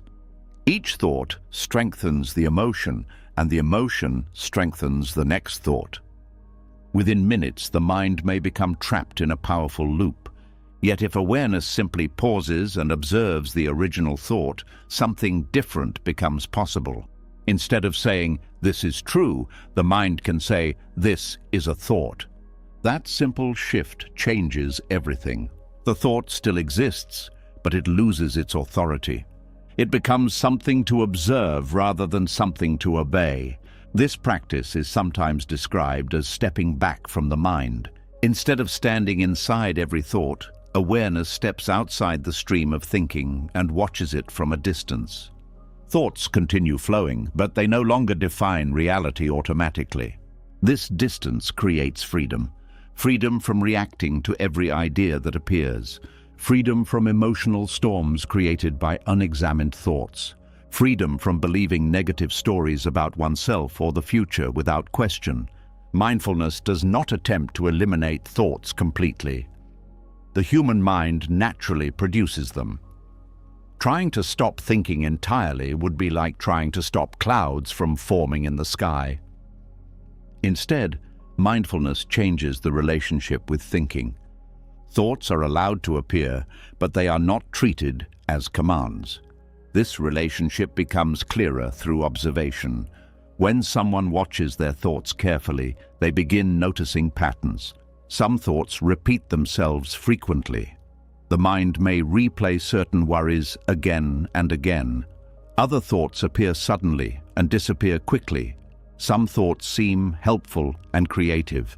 Others seem critical or fearful, but all of them share one important quality: they come and go. Even the most powerful thought cannot stay permanently. It may return later in a different form, but the original thought always dissolves eventually. This impermanence reveals something important about the mind. Thoughts do not have the power people often give them. They only gain power when they are believed automatically. For example, consider how many different thoughts appear during a single day. Some thoughts are about tasks that need to be completed. Others remember conversations from the past. Some create imaginary scenarios about the future. If every thought were taken seriously, the mind would be pulled in hundreds of different directions. But when thoughts are observed calmly, it becomes clear that many of them are simply mental noise. They are fragments of memory, imagination, or habit. They pass through awareness without requiring action. This understanding protects emotional stability. When a negative thought appears, the mind no longer needs to panic. Instead, it can ask a gentle question. Is this thought actually true? Sometimes the answer is yes. Sometimes the thought reflects useful information. It may remind someone of a responsibility, highlight a real problem, or suggest a helpful solution. But many thoughts do not hold this kind of value. They may exaggerate danger, criticize the self unfairly, or assume intentions that cannot be known. Observing thoughts carefully allows the mind to distinguish between useful thinking and mental storytelling. This distinction is essential for emotional balance. Without it, the mind becomes vulnerable to its own internal narratives. A simple example appears when someone receives criticism. The mind may immediately produce thoughts such as, "They think I am incompetent," or "Everyone must be judging me now." These thoughts feel convincing because they appear quickly and confidently. But when observed calmly, they reveal themselves as interpretations rather than facts. The person may simply have received feedback about a specific situation. The mind created a much larger story around it. By observing the thought instead of believing it instantly, the emotional reaction becomes smaller. Clarity replaces assumption. Another common pattern involves thoughts about the future. The mind may predict negative outcomes before events even occur. A presentation may trigger thoughts of failure. A conversation may trigger thoughts of rejection. These predictions often feel real enough to create anxiety. Yet most predictions about the future are uncertain at best. They are mental guesses, not guaranteed realities. Mindfulness encourages the mind to see these predictions as thoughts rather than truths. The thought may say, "This will go badly." Awareness responds gently. That is a thought about the future. The future has not happened yet. This response creates space. Within that space, the emotional charge of the thought weakens. The mind becomes less controlled by imagined scenarios. Another interesting discovery appears when someone practices observing thoughts regularly. Many thoughts are influenced by emotional states. When the body is tired, the mind often produces pessimistic thoughts. When the body feels energetic, thoughts become more optimistic. When stress is present, the mind generates more worries. This means thoughts are not always reliable reflections of reality. They are influenced by changing conditions inside the body and environment. Recognizing this helps the mind avoid becoming trapped by temporary mental states. Instead of believing every thought during a stressful moment, awareness can simply notice the pattern. Stress is present. The mind is producing anxious thoughts. These thoughts may pass once the body relaxes. This observation prevents the mind from building dramatic conclusions during temporary emotional states. Over time, the ability to observe thoughts strengthens mental resilience. Situations that once triggered overwhelming worry begin to feel manageable. Instead of reacting to each thought as if it were urgent, the mind becomes more selective. Only thoughts that truly require attention are followed. The rest are allowed to pass naturally. This selective attention protects emotional energy. Many people feel mentally exhausted because they spend the entire day reacting to every thought that appears. Mindfulness reduces this exhaustion by creating distance between awareness and thinking. Thoughts continue appearing, but they no longer demand constant engagement. The mind becomes quieter. Within that quietness, something deeper becomes visible. Awareness itself. Awareness is the space in which thoughts arise. Thoughts move within awareness, but awareness remains steady. Just as clouds move across the sky, while the sky itself remains unchanged, thoughts move across awareness, while awareness remains clear. Recognizing this difference changes the way the mind experiences itself. Identity shifts away from thinking and toward observing. The person no longer feels defined by every thought. They recognize themselves as the awareness that notices those thoughts. This realization creates profound emotional stability, because once awareness becomes the center of identity, thoughts lose their ability to manipulate emotions so easily. Fearful thoughts may still appear, but they no longer feel like commands. Critical thoughts may arise, but they no longer define self-worth. Negative predictions may appear, but they no longer control the present moment. Thoughts become like passing visitors rather than permanent residents, and as the mind continues practicing this gentle observation, clarity grows naturally. The inner landscape becomes easier to navigate. Emotional storms lose much of their power because the mind has finally discovered that not every voice inside it needs to be believed. And when the mind begins learning how to observe thoughts instead of believing them automatically, another quiet transformation starts to unfold. Thoughts still appear, emotions still arise, but something inside no longer feels trapped by them. Awareness begins to notice that there is space between the observer and the experience. A thought may be present, but it no longer fills the entire mind.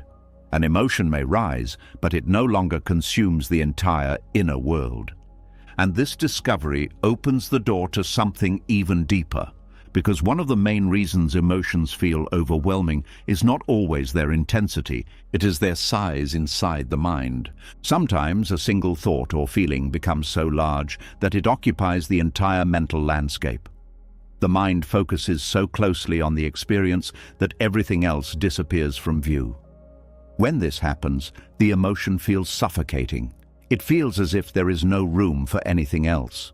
But Buddhist training introduces a powerful shift in perception. Instead of shrinking awareness around the experience, the mind learns to expand awareness around the experience. This is the practice of inner spaciousness. There is a natural habit within the mind that causes it to narrow attention when something uncomfortable appears. When fear arises, attention locks onto the feared situation. When anger appears, the mind zooms in on the person or event that triggered it. When sadness emerges, the mind focuses intensely on the painful memory or thought behind it. This narrowing creates the feeling of emotional overwhelm. The experience fills the entire field of attention. But mindfulness gently reverses this habit. Instead of tightening attention around the emotion, awareness begins widening its field. The emotion is still present, but now it exists within a much larger mental space. To understand this, it can help to notice how the mind experiences physical environments. Standing in a small, crowded room can feel very different from standing in an open field. In a small room, movement feels restricted. There is little space to move or breathe freely. In an open landscape, the body relaxes naturally. The vastness creates a sense of freedom. The same principle applies inside the mind. When awareness becomes narrow, emotions feel trapped and overwhelming. When awareness becomes spacious, those same emotions become easier to observe. They still exist, but they are no longer suffocating. Inner spaciousness allows thoughts and emotions to appear like objects floating in a wide sky of awareness. Instead of filling the entire mind, they occupy only a small part of it. This shift changes the emotional experience dramatically. For example, when someone feels anxious, the mind often zooms tightly into the source of the worry. Thoughts repeat again and again. The imagined problem becomes larger and larger. But when awareness expands, the anxious thought becomes only one element within a wider field of experience. The mind can notice the breath moving in the body. It can notice the sensation of the feet touching the ground. It can notice sounds in the environment. It can notice other thoughts passing by. The anxious thought is still present, but it is no longer the entire story. It becomes one movement among many. This expanded awareness reduces the emotional intensity naturally. It works because the mind is no longer feeding the emotion with exclusive attention. Attention is the energy that amplifies experiences. Whatever the mind focuses on becomes stronger in perception. When attention is narrow, the experience grows large. When attention widens, the experience becomes balanced within the larger field of awareness. This is why Buddhist meditation often encourages observing the full range of present moment sensations rather than focusing only on a single problem. The mind learns to feel the breath, hear surrounding sounds, notice bodily sensations, and observe thoughts, all within one open awareness. This openness creates mental spaciousness. Within that spaciousness, emotions become easier to hold. They no longer feel like overwhelming waves crashing into the mind. They become gentle ripples moving across a wide lake. Another important aspect of inner spaciousness involves perspective. When the mind becomes trapped inside an emotion, perspective disappears. The situation feels permanent and absolute. Anger may convince the mind that a conflict defines the entire relationship. Fear may convince the mind that a possible failure defines the entire future. But when awareness widens, perspective returns. The mind begins remembering that life contains many layers beyond the current emotion. There are other experiences happening at the same time. There are other possibilities that the narrow focus could not see. This perspective softens emotional reactions. Instead of feeling trapped within a single emotional frame, the mind recognizes that the current experience is only one moment within a much larger life. Another way to understand inner spaciousness is to notice the difference between being inside the storm and observing the storm. When someone stands directly in the center of a storm, wind and rain dominate their experience completely. Visibility becomes limited. Movement becomes difficult. But if someone steps back and watches the storm from a sheltered distance, the experience changes. The storm still exists, but it can now be observed with clarity. Inner spaciousness creates that shelter within the mind. Thoughts and emotions continue moving, but awareness remains outside their intensity. This practice becomes especially valuable during moments of emotional overwhelm. When anger feels intense, instead of fighting the emotion or reacting impulsively, the mind gently expands its awareness. It notices the body sitting in the room. It notices the breath rising and falling. It notices sounds beyond the immediate conflict. The anger is still present, but it no longer fills the entire mind. It becomes one sensation among many. This broader awareness naturally reduces the emotional pressure. Another benefit of inner spaciousness is that it increases tolerance for difficult experiences. Many emotional struggles become overwhelming because the mind believes it cannot handle them. But when awareness becomes spacious, the mind discovers that it can hold difficult emotions without collapsing. The emotion exists within a wide field of awareness that remains stable. This stability builds confidence. Instead of fearing emotional experiences, the mind learns that it can observe them calmly. Over time, the mind becomes less reactive. Situations that once triggered immediate emotional responses begin to feel manageable. This transformation does not occur because life becomes easier. It occurs because awareness becomes larger. A large container can hold strong experiences without overflowing. Inner spaciousness creates that container. Another subtle shift appears as this practice deepens. The mind becomes less defensive. When awareness is narrow, criticism or conflict can feel like a personal attack on identity. The mind reacts quickly to protect itself, but when awareness becomes spacious, the mind sees the situation more clearly. A comment from another person becomes just one event within a wider context. It may still require a response, but it no longer feels like a threat to the entire self. This reduces unnecessary conflict. Many arguments escalate because both minds are trapped in narrow emotional focus. Each person sees only the immediate offense, but someone practicing inner spaciousness can hold the situation within a broader perspective. They see the other person's emotions, the circumstances surrounding the moment, and their own internal reactions, all within the same awareness. This clarity allows more balanced responses. Another beautiful aspect of spacious awareness is the sense of calm it creates. When the mind feels crowded with thoughts and emotions, tension builds naturally. But when awareness becomes open and wide, the mind relaxes. It no longer needs to control every mental movement. Thoughts come and go, emotions rise and fall. Awareness remains steady. This calmness does not depend on eliminating difficult experiences. It depends on expanding the space in which those experiences occur. In this spacious mind, emotions are allowed to exist without dominating consciousness. They become visitors rather than rulers.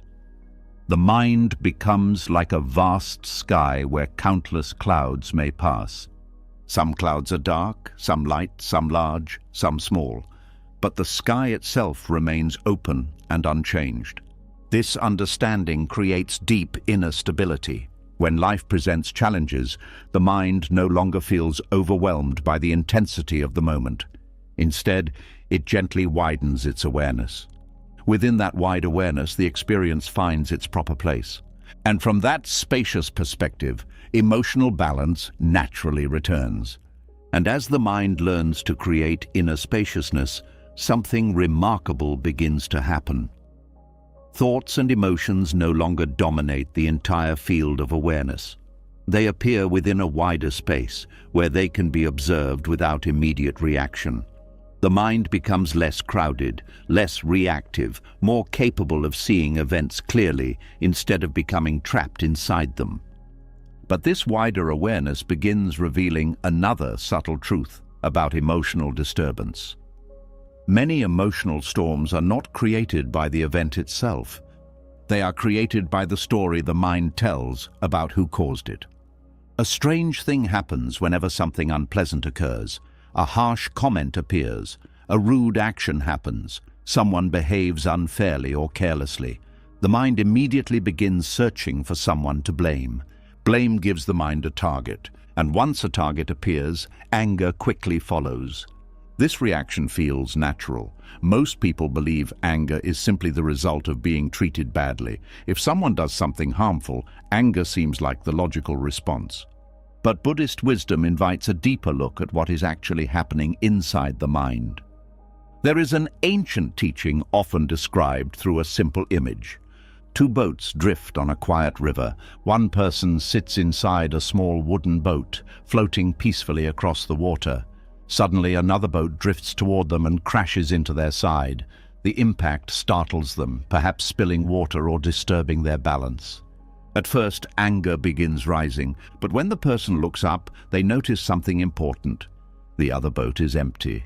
There is no one inside controlling it, no one steering it, no one intending to cause harm. The boat simply drifted with the current, and in that moment, the anger disappears. Because without someone to blame, the emotional reaction dissolves almost instantly. The event still happened. The boat still collided. But the anger vanishes because the mind cannot direct blame toward anyone. This simple image reveals something powerful about the nature of anger. Anger is rarely about the event itself. It is about the belief that someone intentionally caused the event. When the mind believes a person is responsible, anger grows quickly. But when responsibility disappears, anger often fades just as quickly. This insight reveals how strongly the mind attaches meaning to situations. The same event can produce very different emotional reactions depending on how it is interpreted. If someone bumps into you accidentally in a crowded place, the mind may react with mild surprise and quickly move on. But if the mind believes the person did it deliberately, irritation or anger may appear. The physical event is nearly identical. What changed was the interpretation. Buddhist teachings encourage examining this interpretation carefully. Often the mind assumes intention where there may be none. It creates stories about why someone behaved a certain way, even when the full situation is unknown. Someone fails to respond to a message. The mind may immediately assume disrespect. A colleague appears distant, the mind may assume rejection. A driver cuts in front of another car, the mind may assume aggression, but in many cases, the true reasons behind these events remain unclear.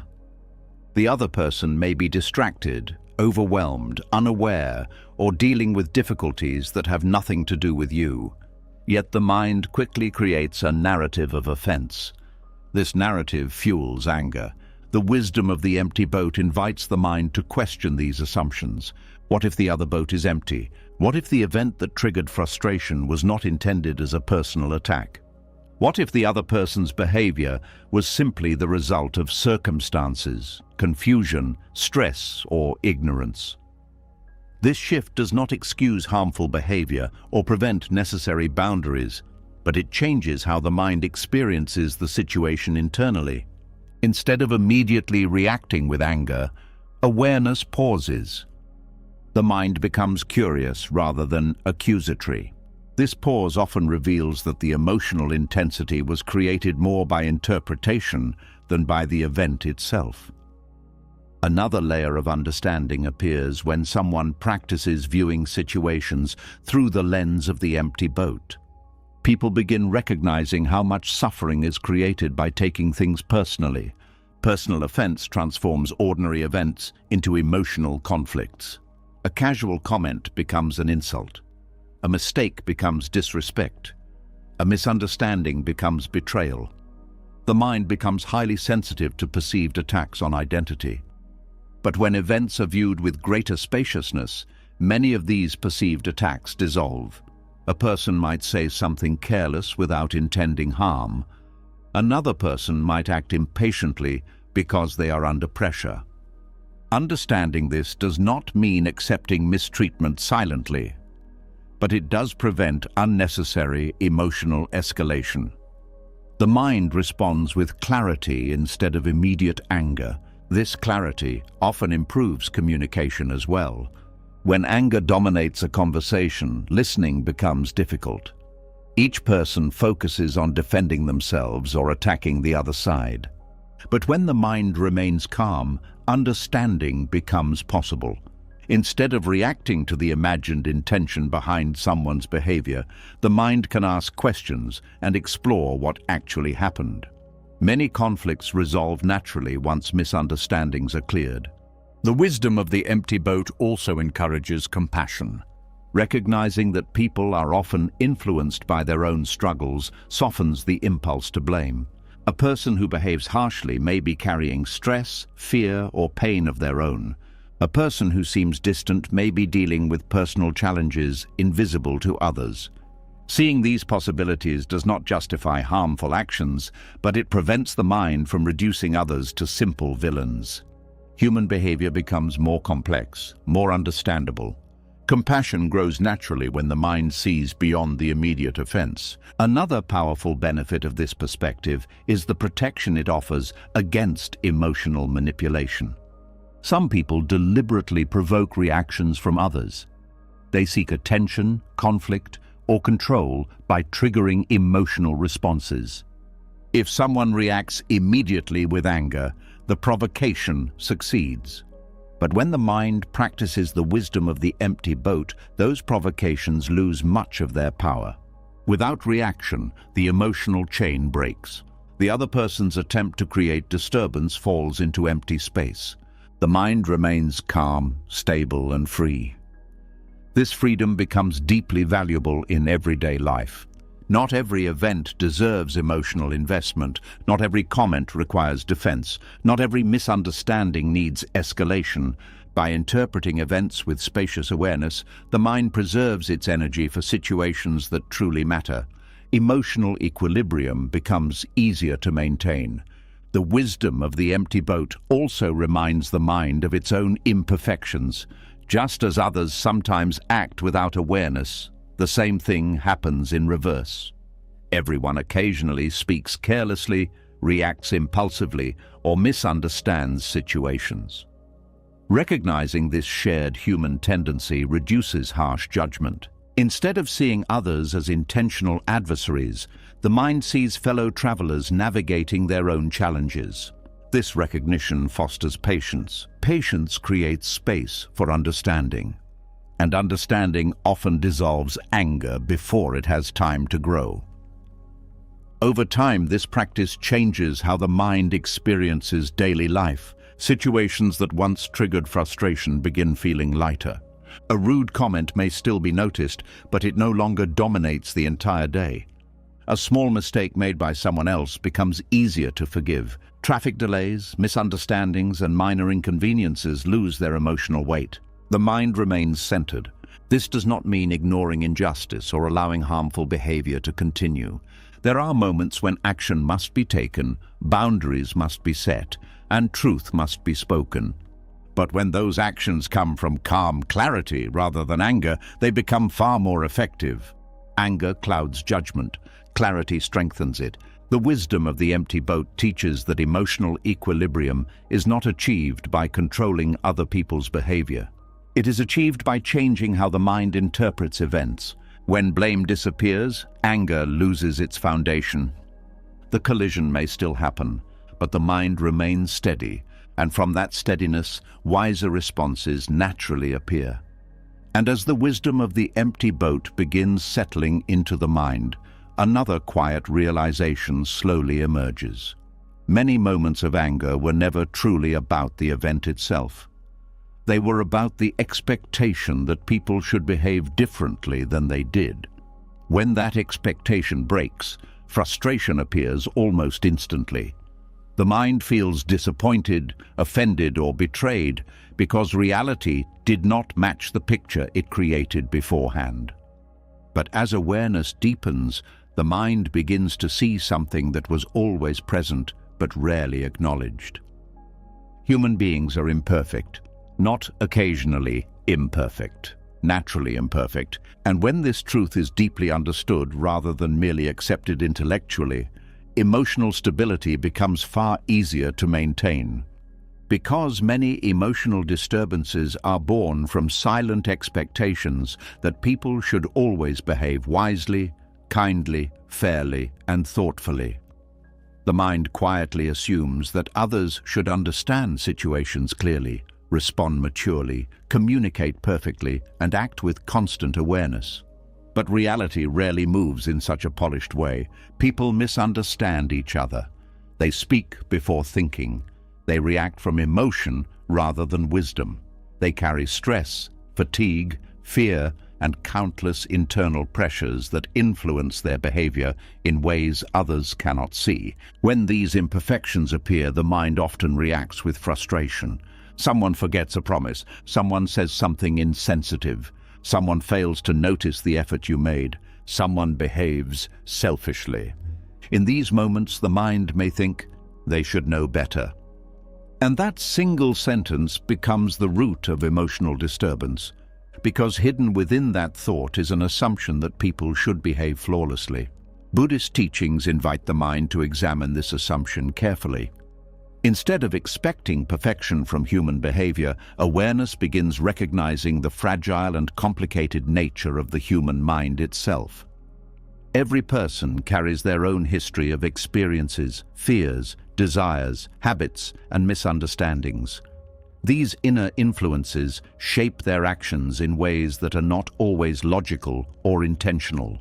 A person who appears rude may simply be overwhelmed by their own worries. A person who seems careless may be struggling with exhaustion. A person who speaks harshly may be carrying pain that has nothing to do with the present moment. When the mind understands this complexity, frustration begins softening, not because harmful behavior is acceptable, but because the mind no longer expects flawless conduct from imperfect beings. This shift transforms emotional reactions.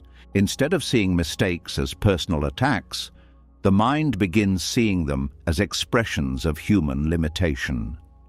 This perspective creates compassion. Compassion is not weakness, it is clarity about the nature of human behavior. When someone recognizes that people are often navigating their own internal struggles, it becomes easier to respond with patience instead of anger. Consider how quickly irritation appears when someone behaves inconsiderately. A stranger may interrupt a conversation. A coworker may miss an important detail. A family member may forget something meaningful.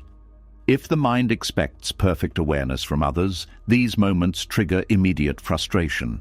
But when the mind accepts human imperfection as a natural condition, the emotional reaction changes.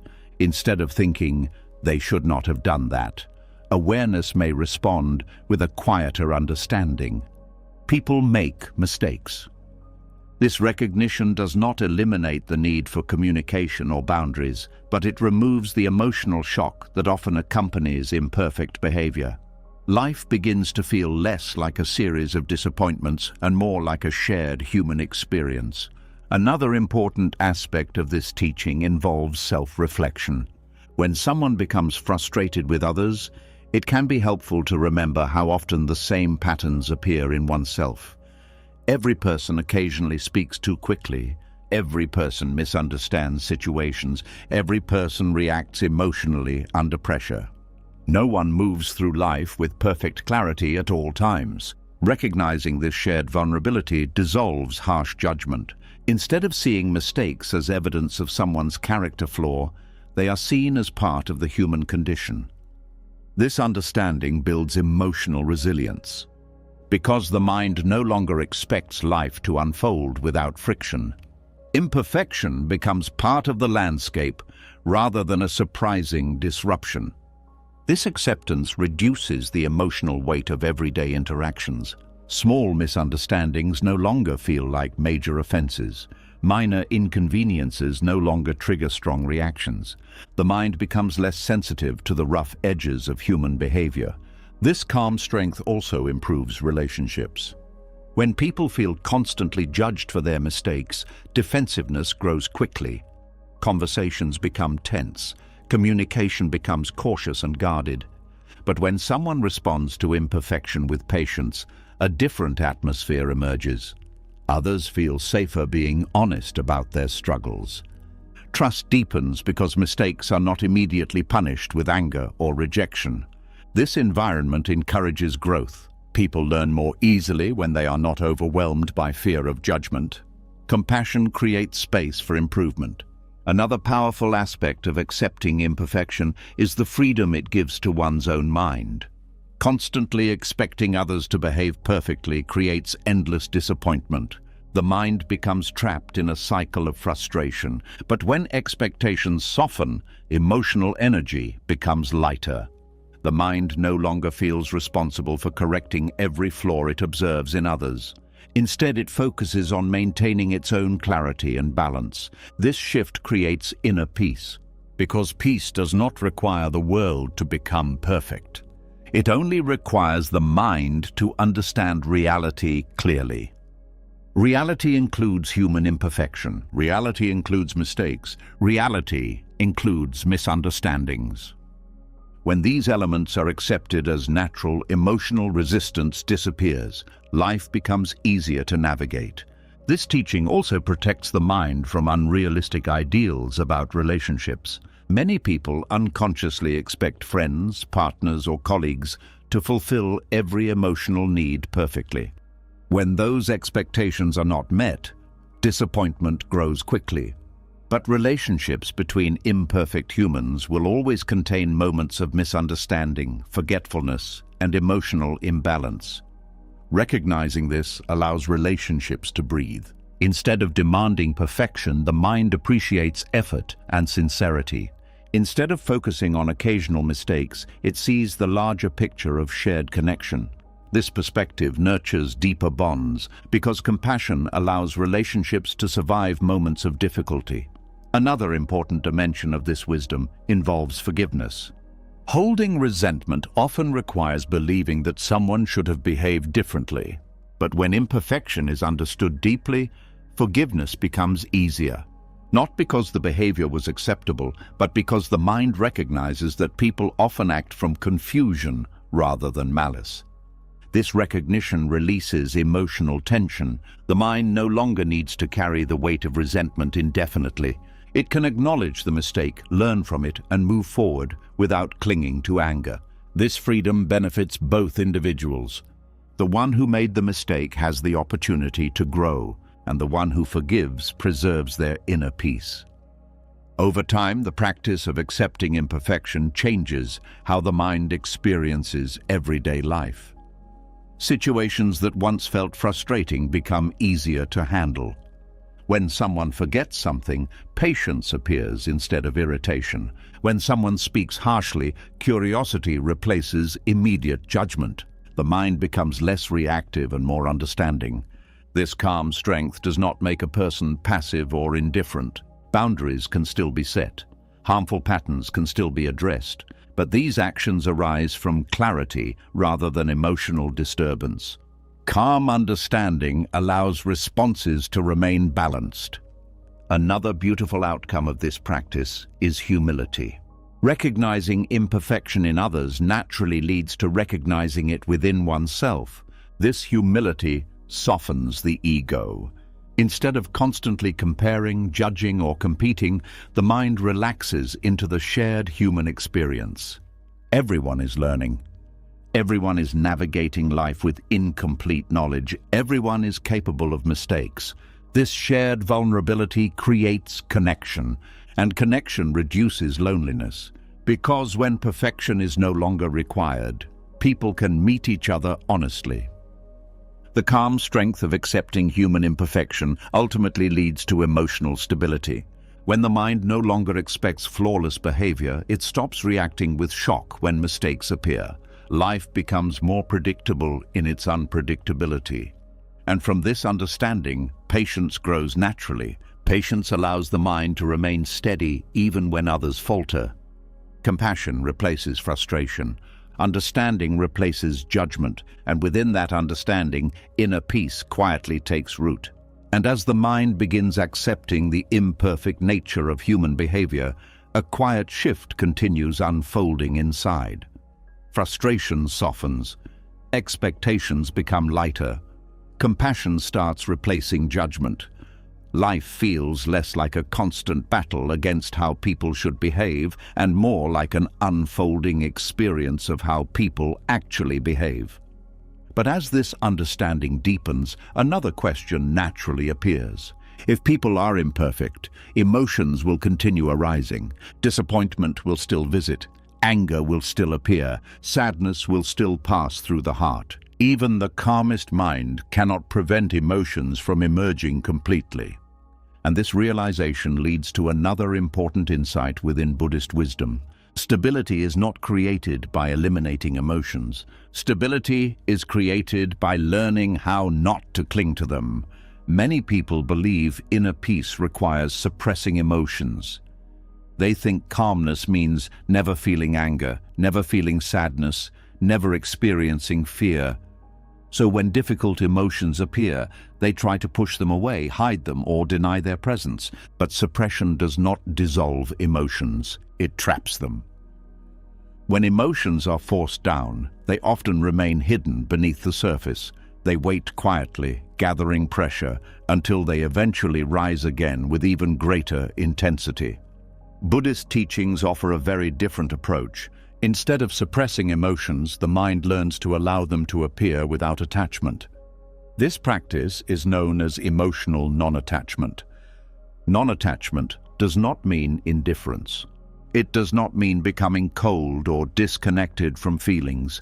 It simply means allowing emotions to move through awareness without gripping them tightly or building identity around them. To understand this more clearly, it helps to notice how emotions behave naturally.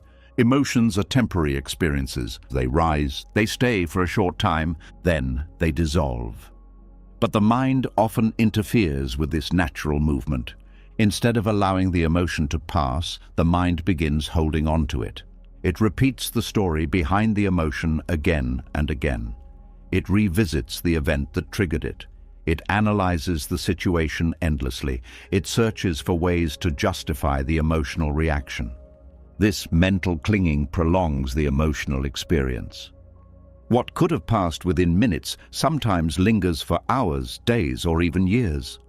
The original emotion fades, but the mind keeps recreating it through memory and interpretation. This is why emotional suffering often lasts much longer than the initial event. The problem is not the emotion itself. The problem is the attachment to the emotion. Emotional non-attachment begins by recognizing this pattern. Instead of feeding the emotion with constant thinking, awareness simply allows the emotion to exist. A feeling of anger may arise. Instead of immediately reacting or analyzing, the mind observes it gently. The body may feel warm. The chest may feel tight. The breath may become stronger. These sensations are noticed without resistance. The mind acknowledges the presence of anger, but does not build a story around it.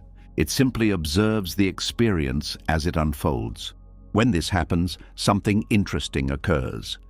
The emotion begins following its natural cycle. Without mental reinforcement, it slowly loses intensity. Like a wave rising and falling in the ocean, the emotion eventually dissolves on its own. This process teaches the mind an important lesson. Emotions do not need to be controlled aggressively. They need to be allowed to pass. Another important part of emotional non-attachment involves language. Many people describe emotions in ways that create identification. They say, "I am angry." They say, "I am sad." They say, "I am anxious." These statements merge the emotion with identity. The feeling becomes part of the self. But Buddhist mindfulness introduces a small yet powerful shift in perspective. Instead of saying, "I am angry," the mind can notice anger is present. Instead of saying, "I am anxious," awareness observes, anxiety is appearing. This subtle change separates identity from emotion. The emotion becomes something passing through awareness rather than something that defines the person. This separation reduces emotional attachment. The mind no longer feels trapped inside the emotion. It simply observes the emotional movement. Another reason people cling to emotions is the belief that emotions must be solved immediately. When sadness appears, the mind searches for solutions. When anger appears, the mind seeks explanations. When fear appears, the mind tries to eliminate the threat. But sometimes emotions do not require immediate solutions. They simply need space to move through the body. Trying to solve an emotion too quickly can actually intensify it. The mind becomes impatient with the experience. It demands that the feeling disappear, but emotional experiences follow their own rhythm. Just as physical wounds require time to heal, emotional waves require time to settle. Emotional non-attachment respects this natural rhythm. The mind allows the emotion to exist without rushing to eliminate it. Patience replaces resistance, and within that patience, the emotional energy slowly transforms. Another important discovery appears when someone practices non-attachment to emotions regularly. Many emotions are amplified by resistance. When the mind tries to avoid fear, fear grows stronger. When the mind fights sadness, sadness deepens. When the mind resists anger, tension increases. Resistance acts like fuel for the emotional experience. But when the mind stops resisting, the emotional intensity begins fading naturally. This is similar to how physical pain behaves. If someone tightens their body around pain, the sensation often becomes stronger. But if the body relaxes and allows the sensation to exist, the discomfort often becomes easier to tolerate. The same principle applies to emotional experiences. Allowing emotions to exist without resistance creates space for them to pass. This space becomes the foundation of emotional stability. Another benefit of emotional non-attachment is clarity. When emotions dominate the mind, judgment becomes distorted. Anger may cause someone to say things they later regret. Fear may lead someone to avoid opportunities unnecessarily. Sadness may cause someone to withdraw from supportive relationships. But when emotions are observed without attachment, they lose their ability to control behavior automatically. The mind becomes capable of responding wisely instead of reacting impulsively. The emotion is acknowledged, but it does not dictate action. This creates freedom. Freedom to choose responses carefully. freedom to act with awareness rather than emotional pressure. Another subtle change appears as emotional non-attachment deepens. The mind becomes less afraid of emotions themselves. Many people fear certain emotions so strongly that they try to avoid situations that might trigger them. They avoid difficult conversations because they fear anger. They avoid vulnerability because they fear sadness. They avoid challenges because they fear anxiety. But when someone learns that emotions can pass naturally without being clung to, that fear weakens. The mind becomes more open to life. Emotions are no longer enemies to avoid. They are experiences that move through awareness. This openness increases emotional resilience. The mind trusts its ability to navigate emotional experiences without becoming overwhelmed. Another important aspect of this practice involves gratitude for positive emotions. Non-attachment applies not only to painful emotions, but also to pleasant ones. Joy, excitement, and happiness are beautiful experiences, but clinging to them can also create suffering. When the mind becomes attached to pleasant feelings, it begins fearing their disappearance. It tries to hold on to them, extend them, or recreate them repeatedly. But pleasant emotions follow the same natural cycle as difficult ones. They arise, stay for a while, and eventually fade. Non-attachment allows these positive emotions to be appreciated fully without grasping. The mind enjoys them while they are present and releases them when they pass. This balanced relationship with emotions creates deep inner harmony. The mind is no longer pushed and pulled constantly by emotional waves. It remains steady while emotions move naturally. This steadiness does not eliminate feeling.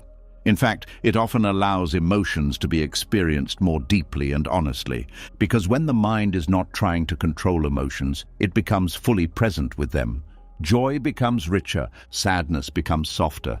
Sadness becomes softer, anger becomes clearer, fear becomes manageable. Every emotion becomes part of the natural movement of life rather than a force that destabilizes the mind. Over time, emotional non-attachment creates a peaceful relationship with the inner world. Thoughts continue appearing, emotions continue arising, but the mind no longer clings to them tightly. They flow through awareness, like rivers moving across a landscape. And as they move, the deeper ground of awareness remains calm, steady, and unshaken. And as the mind begins practicing emotional non-attachment, another quiet realization slowly becomes visible. Emotions come and go like waves, yet something deeper inside remains steady. Feelings rise, thoughts appear, and experiences unfold, but awareness learns not to cling to them.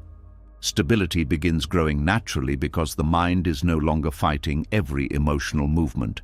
But even when the mind learns not to cling to emotions, another powerful force still has the ability to disturb inner balance: the movement of time inside the mind. Many emotional struggles are not caused by what is happening right now. They are created by what the mind is remembering or predicting. A memory returns from years ago, and suddenly sadness appears again. A mistake from the past replays in the mind as if it happened yesterday. Words someone spoke long ago return with fresh emotional weight. The body is sitting peacefully in the present moment, yet the mind has traveled somewhere else entirely. And as the mind travels into the past, regret begins forming. Thoughts appear, asking questions that can never be answered. Why did that happen? Why did I say that? What if things had gone differently? The mind circles around these questions again and again, hoping to change something that has already passed. But the past cannot be changed by thinking about it repeatedly. Still, the mind continues replaying these memories as if searching for a different ending. And when the mind is not wandering into the past, it often moves in the opposite direction. It travels into the future. The mind begins imagining situations that have not yet happened. It predicts outcomes, constructs possible disasters, and prepares for problems that may never appear. A conversation tomorrow becomes a source of anxiety today. A future decision becomes a mental burden long before the moment arrives. The mind creates entire scenarios about events that have not yet unfolded. In these imagined futures, fear grows. But something important is often forgotten during these mental journeys. The body is still here, breathing, existing in the present moment. Right now, in this exact moment, the feared situation may not be happening at all. The regret from the past may not exist anymore. Yet the mind continues creating emotional reactions, as if those experiences are happening again. This movement away from the present moment is one of the most powerful sources of psychological instability, because the mind becomes trapped in time rather than resting in reality. Buddhist teachings reveal a simple but profound insight. Peace exists most naturally in the present moment, not because the present moment is always perfect, but because most psychological suffering is created by the mind's relationship with time. When the mind returns to the present, much of that suffering dissolves naturally. This is why mindfulness places such deep importance on the discipline of returning to the present moment. The word discipline may sound strict, but in this context it means gentle consistency. The mind will wander, that is its nature. Memories will appear, plans will arise, thoughts will travel into past and future countless times throughout the day. Mindfulness does not try to prevent this completely. Instead, it teaches the mind to return. Again and again, each time awareness notices that the mind has wandered, it gently guides attention back to what is happening now. The breath moving through the body, the sensation of sitting or standing, the sounds surrounding the environment, the subtle feeling of life unfolding in this moment. This return may seem small, but its effects are powerful. Every time the mind returns to the present, it weakens the habit of wandering into unnecessary suffering. This practice slowly trains the mind to stay closer to reality rather than imagination. The present moment has a unique quality. It contains direct experience. In the present moment, the mind does not need to guess what is happening. It can see, hear, feel, and observe clearly. But when the mind travels into the past or future, it begins operating with incomplete information. Memories are often distorted by emotion. Predictions are often influenced by fear. Because of this, the mind's relationship with time can easily create confusion. Returning to the present restores clarity. Clarity reduces emotional turbulence. Another reason the present moment brings stability is because it simplifies experience. When the mind thinks about the future, it often tries to manage countless possibilities at once. What if this happens? What if that goes wrong? What if everything fails? These imagined scenarios multiply quickly, creating a sense of overwhelm. But the present moment contains only one situation at a time. Right now, right here. The mind only needs to respond to what is actually occurring. This simplicity makes life easier to navigate. Instead of solving problems that may never happen, the mind focuses on what can truly be addressed. Another subtle change appears when someone practices returning to the present moment regularly. The pace of thinking begins slowing down. The mind becomes less frantic. Instead of jumping from one thought to another endlessly, awareness begins resting in direct experience. The feeling of breathing becomes noticeable. The warmth of sunlight becomes clearer. The sound of wind or distant voices becomes part of the moment. Life becomes richer when attention returns to the present. Many people spend much of their lives thinking about life rather than experiencing it. They plan, analyze, remember, and predict constantly. But in doing so, they miss the quiet beauty of the moment unfolding before them. Mindfulness reopens this connection. The present moment becomes alive again. Another benefit of returning to the present moment is emotional grounding. When strong emotions appear, the mind often becomes lost inside the story behind the emotion. Anger focuses on the event that caused it. Fear focuses on the imagined danger. Sadness focuses on the loss or memory behind it. But when awareness returns to the present, attention shifts away from the story. The The mind begins noticing the physical sensations connected to the emotion, the tightness in the chest, the warmth in the face, the movement of breath. Observing these sensations gently reconnects awareness with the body. The body always exists in the present moment. By focusing on bodily sensations, the mind naturally returns to now. This grounding reduces emotional intensity. The story behind the emotion fades into the background. Another powerful discovery appears through this practice. Many problems that seem overwhelming when imagined become manageable when faced directly in the present. The mind may fear a conversation for days, but when the moment of conversation arrives, the situation often becomes simpler than expected. The imagined difficulty dissolves once the real experience begins. This happens because imagination often exaggerates challenges. Reality tends to be more balanced. By returning attention to the present moment, the mind avoids becoming trapped in exaggerated fears. Another aspect of this teaching involves acceptance. The present moment cannot be changed instantly. It can only be experienced and responded to. When the mind resists the present moment, tension grows. But when the mind accepts the moment as it is, clarity appears. From that clarity, wise action becomes possible. Acceptance does not mean passivity. It means seeing reality clearly before responding. The discipline of returning to the present moment strengthens this clarity. Over time, the mind begins spending more energy in awareness rather than imagination.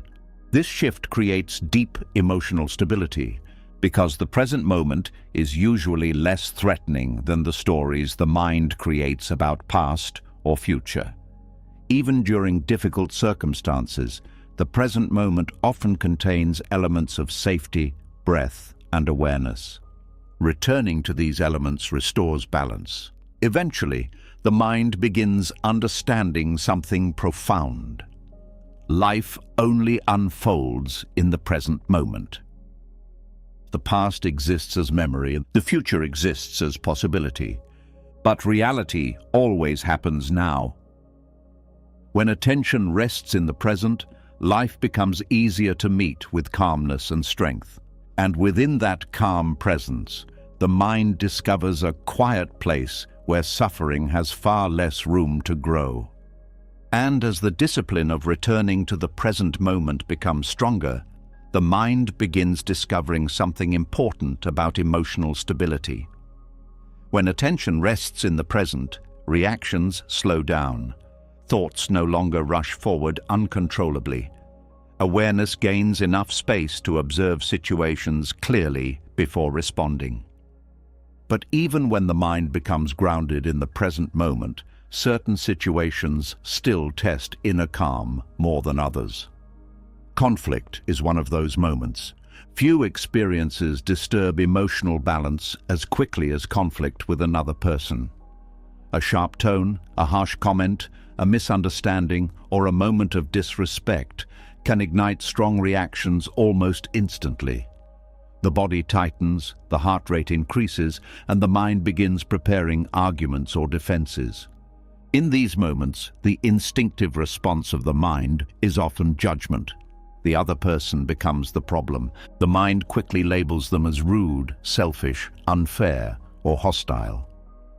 Once this label appears, emotional tension grows stronger. The mind begins defending its position and protecting its sense of identity. Conflict then becomes a battle. Each person focuses on proving themselves right and the other person wrong. But Buddhist wisdom introduces a very different perspective during moments of conflict. Instead of immediately judging the person in front of you, the mind gently asks a deeper question. What suffering might be behind this behavior? This question shifts the entire emotional landscape. Because when someone behaves aggressively, defensively, or harshly, it is often not simply an act of cruelty. In many cases, it is an expression of inner struggle. People rarely hurt others when they feel peaceful inside. Harsh words often come from frustration. Impatience often comes from stress. Anger often comes from pain.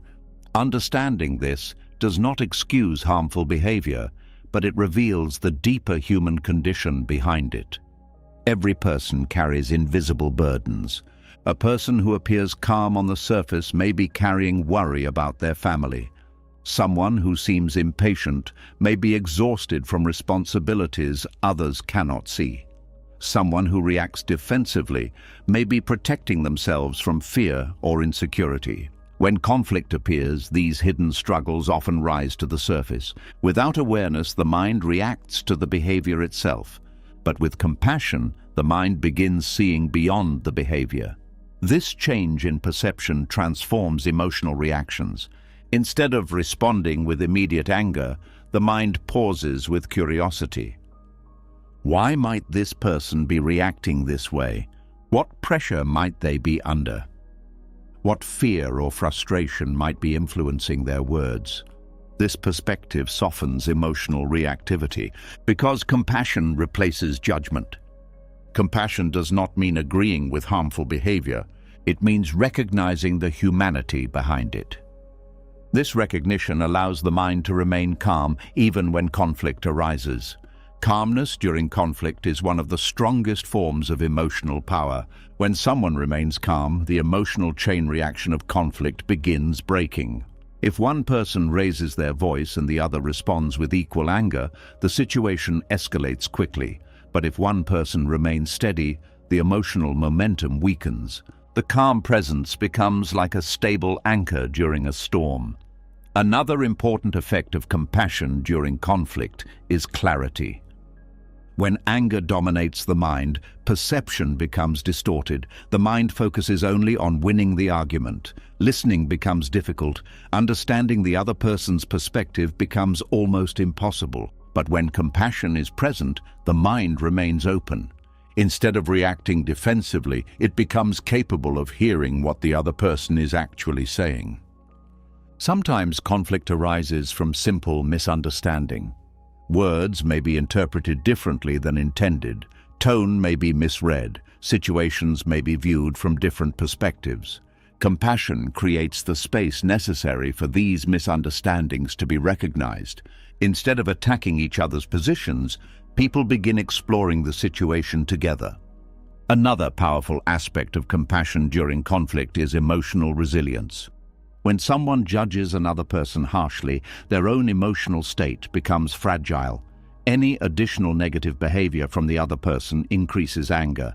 But when the mind views the situation through compassion, emotional stability becomes stronger. The behavior may still be unpleasant, but it no longer feels like a personal attack on identity. It becomes an expression of the other person's internal condition. This perspective protects inner peace. Compassion also encourages patience. Conflict rarely resolves instantly. People need time to calm down, reflect, and communicate more clearly. If the mind demands immediate resolution, frustration grows. But when compassion is present, patience becomes easier. The mind understands that emotions often need time to settle before clarity appears.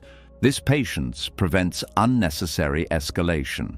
Another important dimension of compassion during conflict involves self-awareness. While observing the other person's emotions, the mind also becomes aware of its own internal reactions.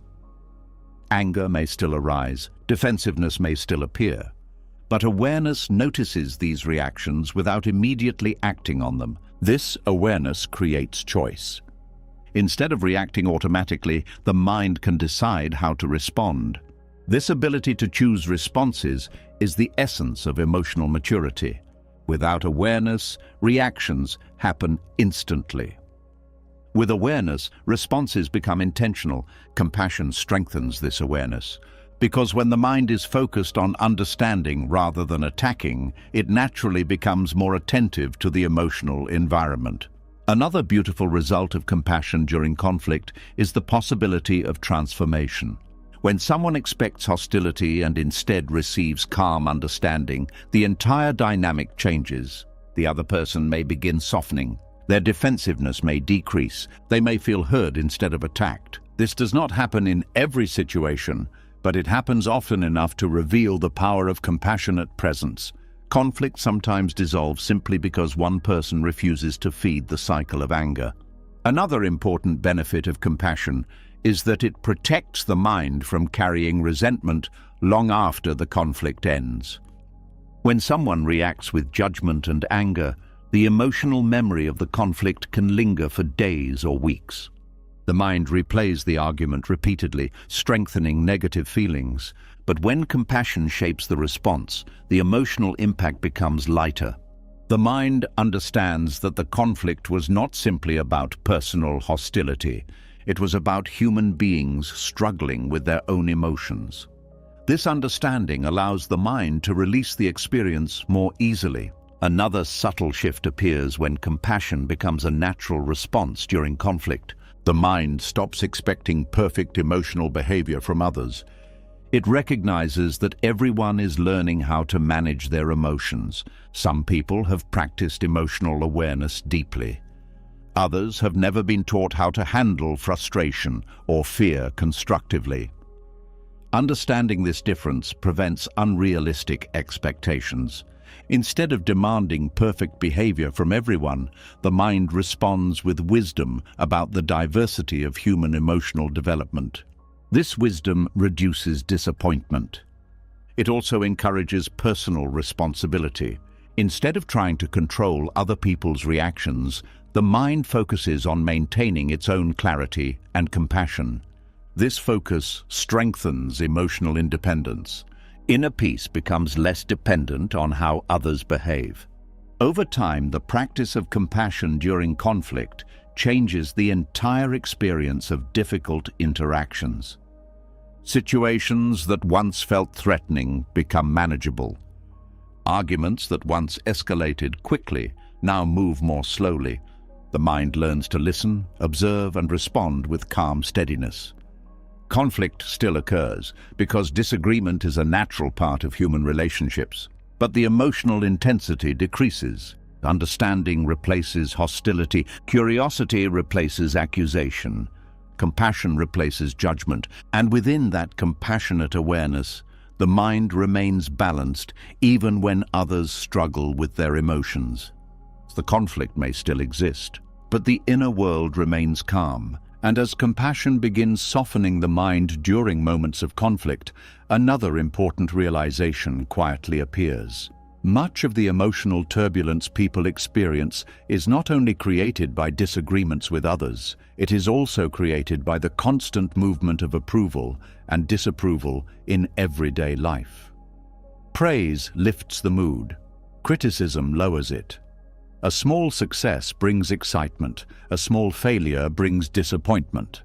The mind moves up and down like a leaf carried by changing winds.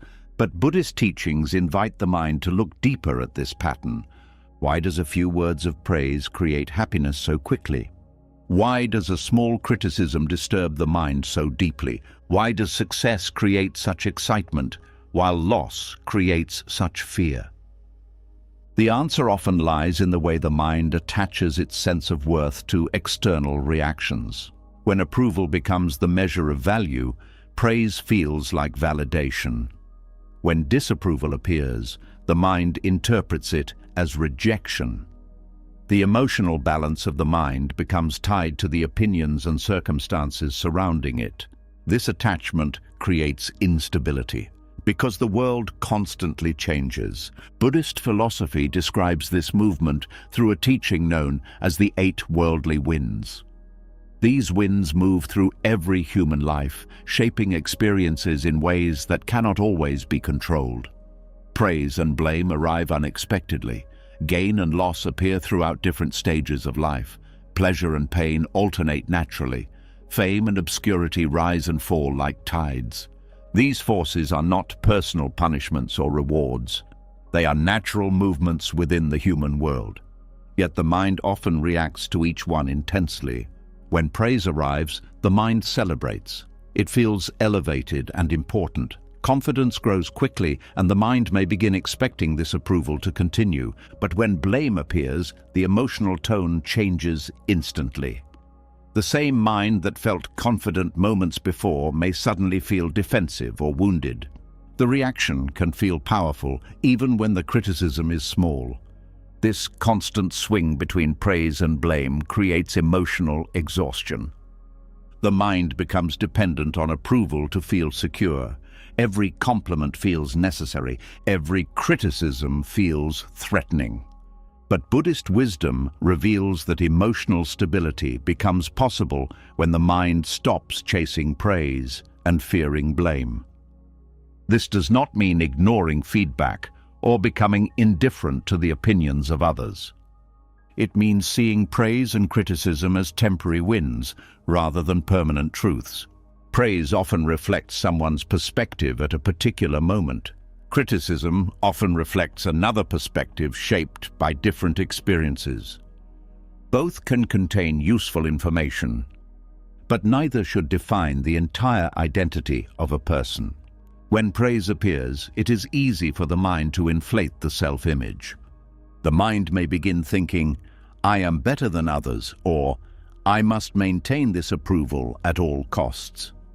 This attachment creates pressure. The mind becomes anxious about losing the positive image others have created. But when praise is viewed with emotional neutrality, the mind remains balanced.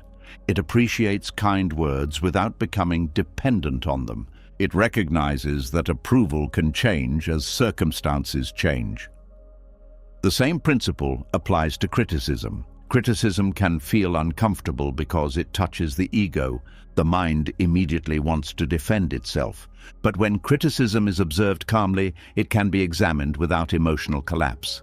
Some criticism may be unfair, some may contain truth. Emotional neutrality allows the mind to distinguish between these possibilities. Instead of reacting defensively, the mind asks a simple question.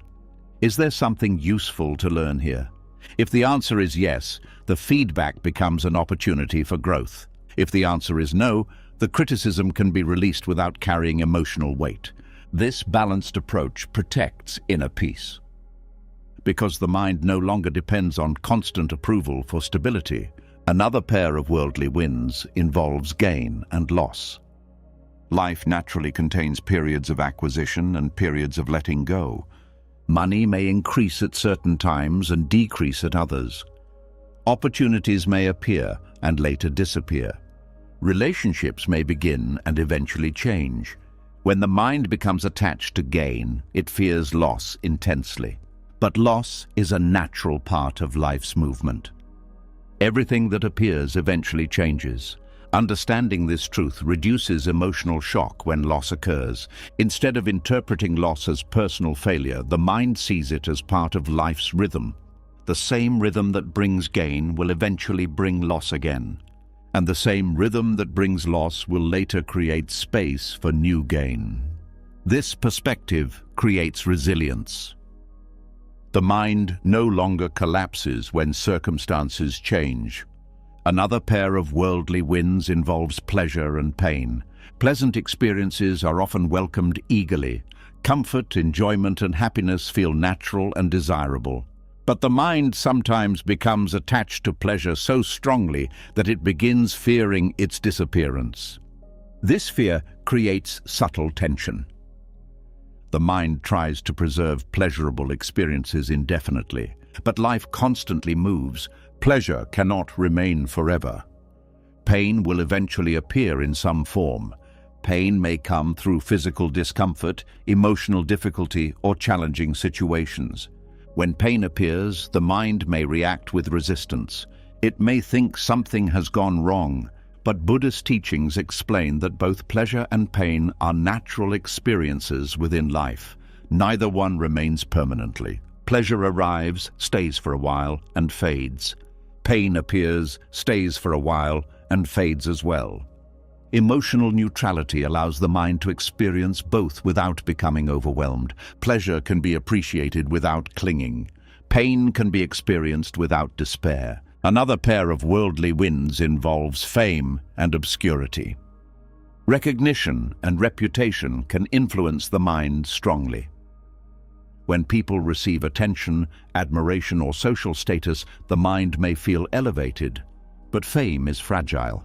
Public opinion changes quickly. Recognition may disappear as easily as it appeared. When the mind becomes attached to fame, the loss of attention can feel painful. Obscurity, on the other hand, may feel like invisibility. The mind may fear being unnoticed or unrecognized. But both fame and obscurity are simply different conditions within social life. Neither determines the true worth of a person. Emotional neutrality toward these forces protects inner stability. A person who remains balanced during recognition and invisibility alike possesses a quiet strength. They do not rely on external attention to feel valuable. Their sense of identity comes from deeper awareness rather than social validation. Practicing neutrality toward the 8 worldly winds does not mean becoming emotionally numb. It means understanding that these forces constantly change. When the mind stops attaching its identity to them, emotional freedom grows. Praise may come today and criticism tomorrow. Gain may appear this year and loss the next. Pleasure may visit in one moment and pain in another. Fame may rise and fall across different seasons of life, but the inner awareness that observes these movements can remain steady. This steadiness becomes the foundation of true stability. A person who understands the movement of these winds is less easily shaken by circumstances. They appreciate success without arrogance. They face criticism without collapse. They experience pleasure with gratitude. They endure pain with patience. Their identity no longer swings wildly between these external forces. Instead, it rests quietly in awareness. From that awareness comes a calm confidence that does not depend on temporary conditions. Life continues changing, but the mind remains grounded. The winds continue moving, but the inner world remains still. And as the mind slowly learns to remain steady through praise and criticism, gain and loss, pleasure and pain, another quiet realization begins appearing beneath the surface of awareness. Much of the turbulence people experience in life does not only come from changing circumstances, it often comes from the mind's refusal to accept those circumstances. The world moves in ways that cannot always be controlled. Situations appear that the mind would never choose. Unexpected events unfold, plans collapse, opportunities disappear, health changes, relationships shift. Life presents moments that no amount of effort can immediately correct. And when these moments appear, the mind often begins fighting reality itself. It insists that things should be different. It repeats the same question again and again. Why did this happen? Why now? Why to me? These questions create resistance, and resistance often becomes heavier than the situation itself. Because the mind is not only experiencing the difficulty, it is also struggling against the fact that the difficulty exists at all. This struggle creates a second layer of suffering.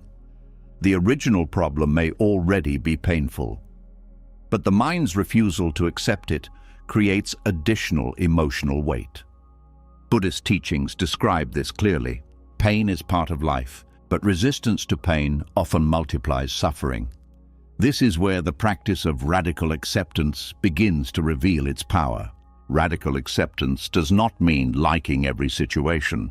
It does not mean pretending that hardship is pleasant or that injustice is acceptable. Instead, radical acceptance means acknowledging reality exactly as it is in the present moment without arguing with it internally. Something difficult has happened. That fact exists. Fighting against the existence of the fact does not change it. But accepting the fact creates mental space. And within that space, peace can still exist. To understand this more deeply, it helps to observe how the mind reacts when faced with something unwanted. Imagine a sudden change in circumstances. A plan fails unexpectedly. A relationship becomes strained. An opportunity disappears after months of preparation. The first wave of emotion may be disappointment or sadness. These reactions are natural, but then the mind often begins creating resistance. It says this should not have happened. It replays the event again and again. It searches endlessly for someone or something to blame. It imagines alternative scenarios where things turned out differently. All of these mental movements are attempts to reject the reality that already exists. But while the mind is fighting reality, the present moment continues unfolding. Energy becomes trapped in frustration rather than used for understanding the situation clearly. Energy becomes trapped in frustration rather than used for understanding the situation clearly. Radical acceptance interrupts this cycle. Instead of continuing the internal battle, the mind pauses. It acknowledges the reality directly. This has happened. This situation exists. It may not be what I wanted, but it is what is here right now. This acknowledgement releases enormous psychological pressure because the mind stops trying to reverse time. The energy that was previously used to resist reality becomes available for clarity. Clarity allows wiser responses. Another important aspect of acceptance is recognizing the difference between what can be changed and what cannot. Some situations require action. If a mistake has been made, it can be corrected. If a conflict appears, it can be addressed through communication. If a problem arises, solutions may be possible. But some conditions cannot be changed immediately. Certain events have already occurred. Certain outcomes are beyond personal control. Certain realities must simply be faced. Radical acceptance helps the mind recognize this difference. Instead of wasting energy fighting what cannot be changed, attention turns toward what can still be influenced. This shift creates strength. Because the mind is no longer exhausted by resistance, it becomes focused and steady. Acceptance also allows emotional healing. When the mind refuses to accept a painful reality, the emotional wound remains open. The mind keeps touching the wound repeatedly through rumination, but when acceptance appears, the mind begins allowing the experience to settle. Sadness may still be present, but it moves gently instead of violently. Acceptance creates space for grief, reflection, and eventual renewal. Another powerful element of radical acceptance involves humility. The human mind often wants to believe it can control every outcome through effort or intelligence, but life contains many forces that operate beyond individual control. Weather changes unexpectedly, economic conditions shift, other people make decisions that affect the course of events. Health and aging follow natural processes. Recognizing these forces does not weaken the mind, it strengthens it. Because the mind stops trying to dominate every aspect of life. Instead, it learns to cooperate with reality. This cooperation creates peace. When the mind flows with circumstances rather than fighting them constantly, emotional balance becomes easier to maintain. Another benefit of acceptance is clarity in decision-making. When someone refuses to accept a situation, their perception becomes distorted. They may deny facts, exaggerate possibilities, or cling to unrealistic hopes. But when acceptance appears, perception becomes honest. The mind sees the situation clearly without filters of denial or fantasy. This honesty allows wiser choices. A person can respond intelligently rather than react emotionally. Acceptance does not remove challenges, but it removes confusion. And clarity is often the first step toward meaningful progress. Another important insight emerges through this practice. Acceptance and effort can exist together. Many people believe accepting a situation means giving up. But acceptance simply means acknowledging reality before deciding how to respond. For example, if someone faces a difficult health condition, denying the diagnosis does not improve the situation. But accepting the condition allows them to focus on treatment, care, and adaptation. Acceptance becomes the foundation for constructive action. Without acceptance, action becomes scattered and ineffective. Another dimension of radical acceptance involves emotional freedom. When the mind stops resisting reality, the emotional intensity of situations often decreases. A painful event still carries weight, but the added burden of internal resistance disappears. This creates a lighter emotional experience. the mind becomes capable of carrying difficulties without collapsing under them. This resilience grows gradually. Each time the mind practices acceptance during a challenging moment, it becomes stronger.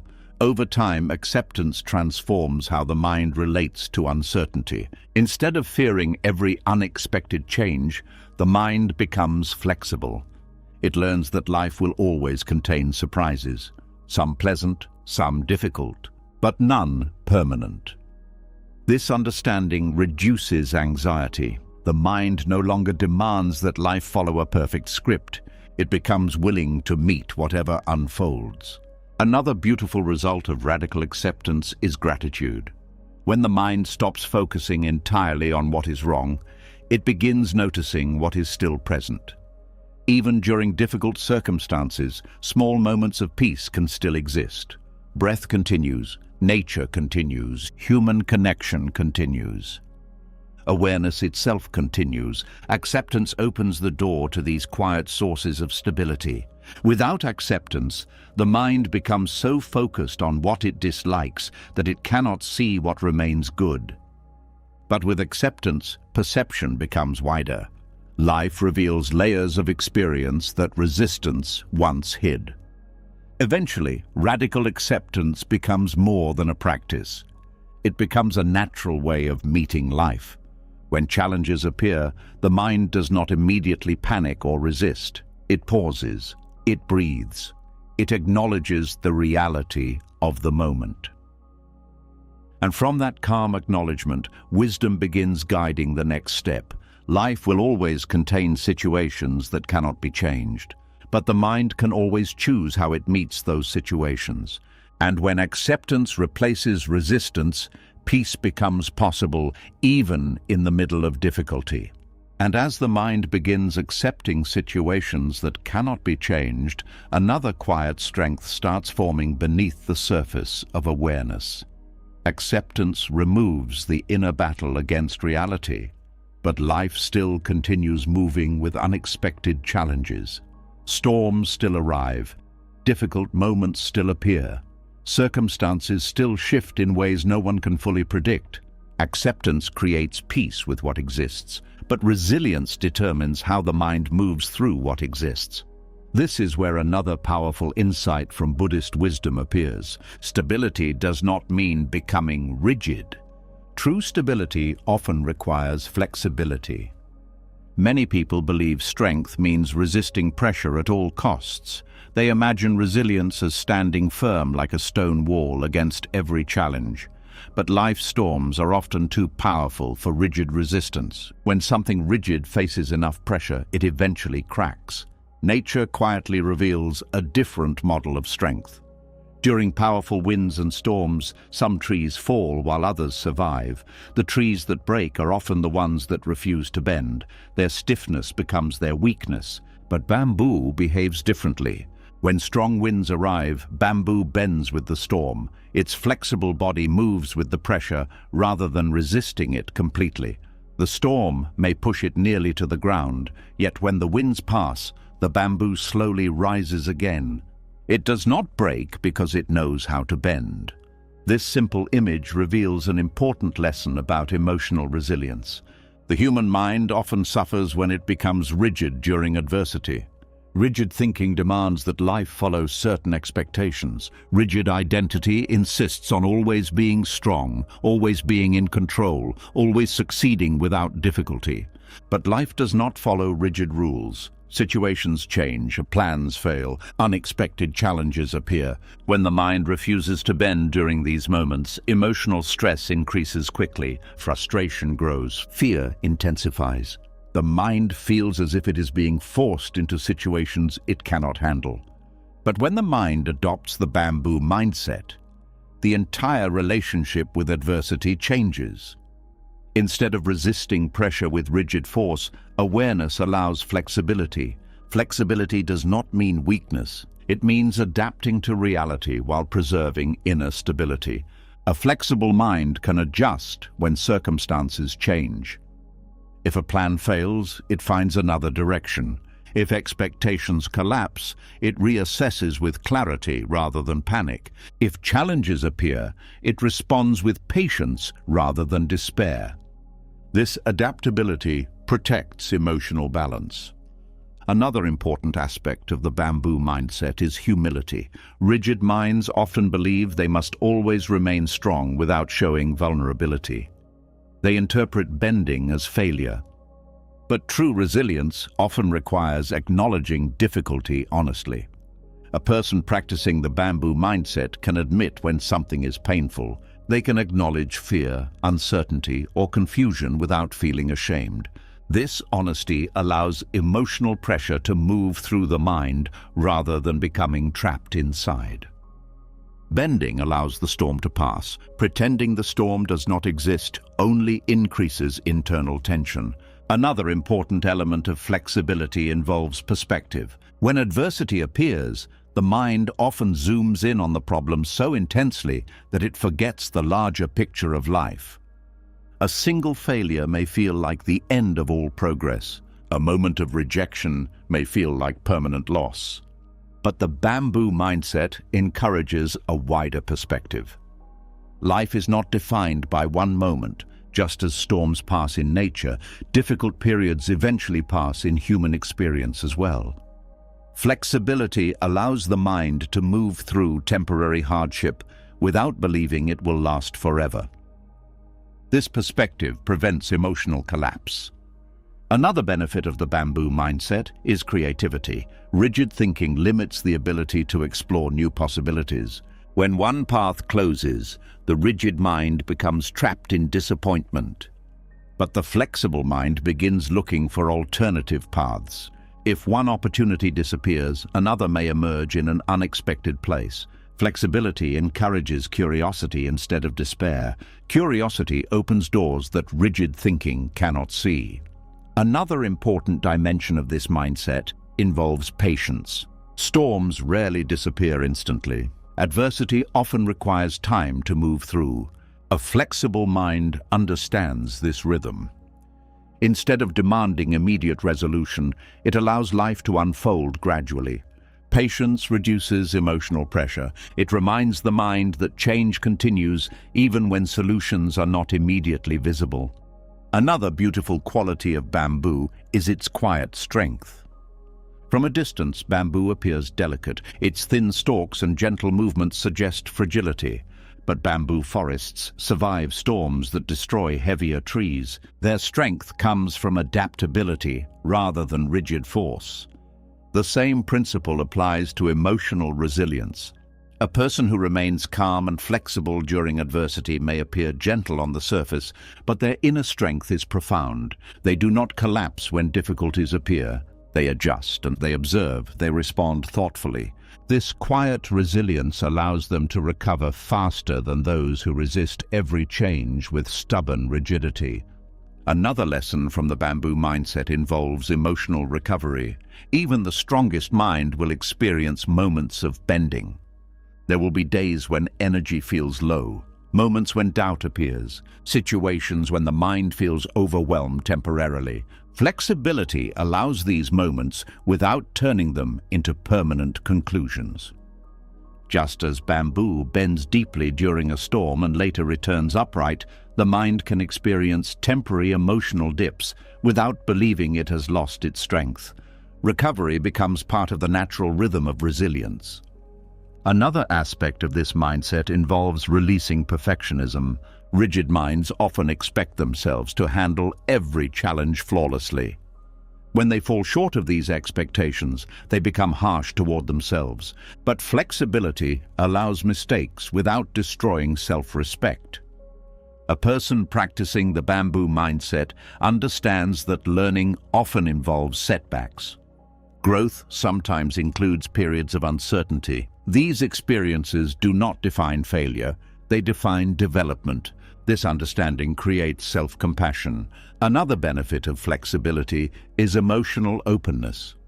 Rigid minds often protect themselves by shutting down emotionally during difficult situations. They become guarded and distant. But flexible minds remain open. They allow themselves to feel, to reflect, and to learn from each experience. This openness deepens wisdom. Every challenge becomes an opportunity to understand life more clearly. Another important dimension of the bamboo mindset involves trust in life's cycles. Nature moves through seasons. Periods of growth are followed by periods of rest. Storms are followed by calm skies. The same rhythm appears in human life. Moments of difficulty are often followed by new possibilities. But when the mind becomes rigid during adversity, it forgets these natural cycles. Flexibility restores this trust. It reminds the mind that no storm lasts forever. This trust reduces fear during difficult periods. Over time, the bamboo mindset becomes a natural response to life's unpredictability. When challenges appear, the mind does not panic. It adjusts, it observes, it bends without breaking, and when the storm passes, the mind rises again with quiet strength. Life will always bring winds of change, but a flexible mind remains rooted. And within that flexibility, true stability quietly grows. And as the bamboo mindset begins shaping the way the mind moves through adversity, another quiet pattern slowly becomes visible. Flexibility protects the mind during storms, allowing it to bend without breaking. Yet many emotional storms do not come only from external difficulties. They come from a more subtle place inside the heart. The desire to be understood. It appears quietly in everyday life. Someone explains their intentions carefully, hoping the other person will see their sincerity. Someone shares their perspective during a disagreement, hoping their words will finally be recognized.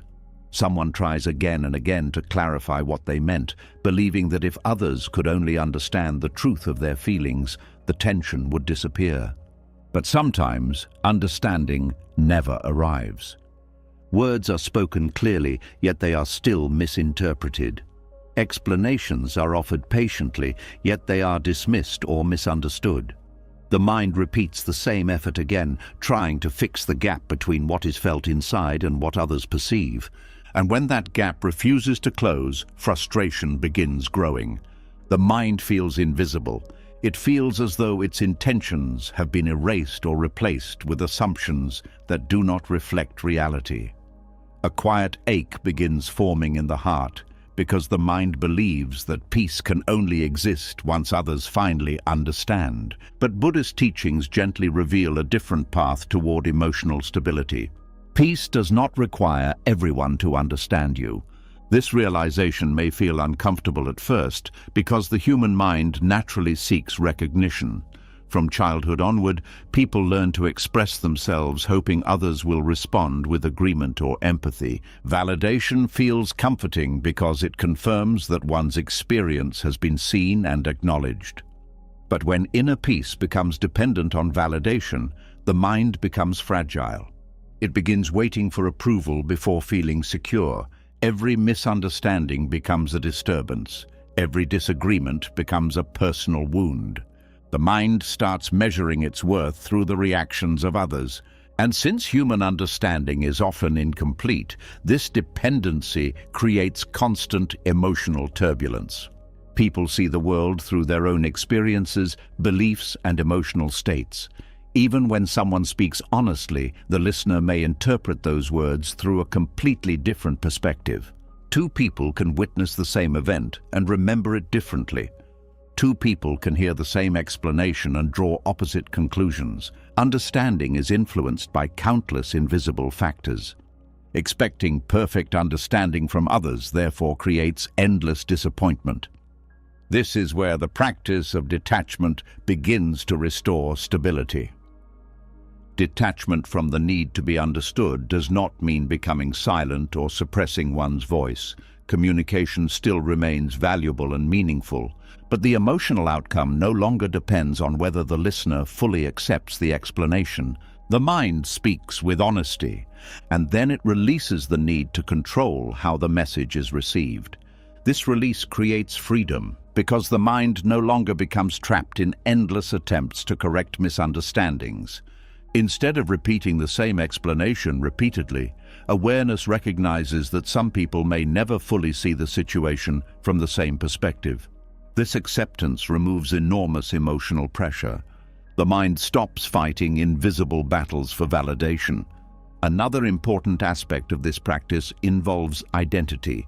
When the mind depends on others to understand it, identity becomes external. Self-worth becomes tied to how accurately others interpret personal intentions. If someone misunderstands your actions, the mind feels attacked.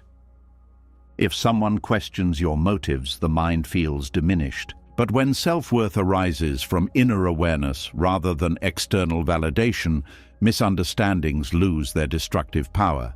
Someone may still disagree with your choices. Someone may still interpret your words incorrectly. But their misunderstanding does not define your character. You know your intentions clearly. That clarity becomes enough. Another important benefit of detaching from the need to be understood is emotional quietness. When the mind feels misunderstood, it often enters a cycle of mental replay. Conversations are revisited again and again. The mind imagines different ways the explanation could have been delivered. It constructs new arguments that might convince the other person. This endless replay drains emotional energy, but when detachment appears, the cycle stops. The mind recognizes that its truth does not need to be defended endlessly. Once something has been expressed sincerely, the rest is beyond control.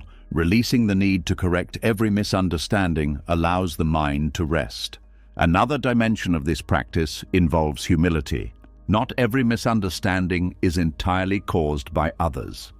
Sometimes words are unclear, sometimes emotions distort communication, sometimes the mind itself struggles to express complex feelings accurately. Recognizing this possibility encourages patience. Instead of insisting that others must understand perfectly, the mind allows room for imperfection in communication. This humility softens interactions. It reduces the pressure placed on every conversation. Another powerful shift appears when someone practices this detachment regularly. Silence begins to feel peaceful rather than threatening.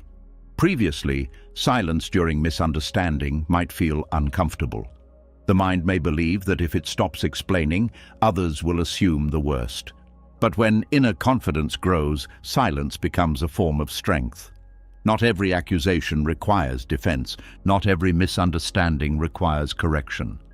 Sometimes allowing the misunderstanding to exist peacefully creates more calm than fighting against it.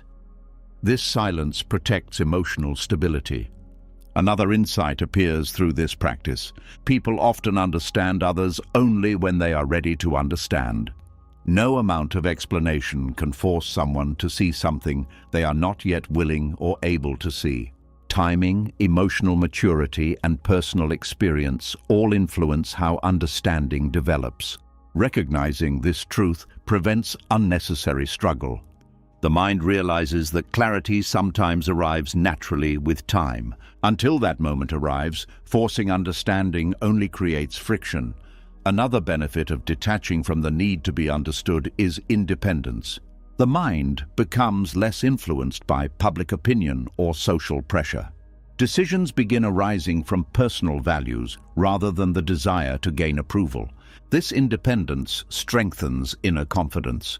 A person who no longer depends on universal understanding can act according to conscience rather than popularity. Another aspect of this freedom involves emotional privacy. Not every thought or feeling needs to be explained to everyone. Some experiences are deeply personal. Some intentions are better understood through actions rather than words.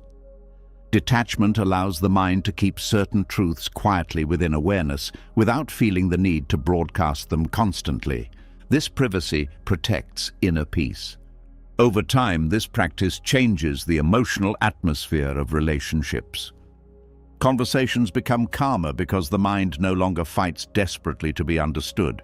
Instead, it shares openly and listens patiently. If agreement appears, it is welcomed. If misunderstanding remains, it is accepted without hostility. This attitude reduces conflict significantly, because many arguments are fueled not by the original disagreement, but by the insistence that the other person must acknowledge one's perspective completely. Removing this insistence creates space for mutual respect, even without full agreement. Another subtle transformation appears within the mind itself. Confidence becomes quieter and deeper. The mind does not constantly search for recognition. It does not panic when misunderstood. It knows its own intentions clearly, and that knowledge becomes enough. This quiet confidence is powerful because it allows a person to move through life with authenticity rather than constant self-defense. They speak honestly when necessary. They remain silent when explanation is no longer useful. They allow others to form their own opinions without feeling threatened by them. And within that freedom, emotional turbulence slowly fades. Misunderstandings may still occur, but the mind remains steady. Because inner peace no longer depends on universal agreement, it rests quietly within awareness itself. And as the mind slowly releases the need to be understood by everyone, another subtle tension begins revealing itself beneath the surface. Even when the world becomes quieter, another voice can still create turbulence, the voice inside the mind. Many people believe their greatest struggles come from external criticism, but often the harshest judgment does not come from others. It comes from the mind observing its own reactions. An emotion appears unexpectedly. Anger rises during a conversation. Fear appears during uncertainty.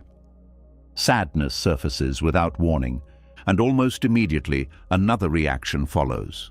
The mind begins criticizing itself for feeling that way.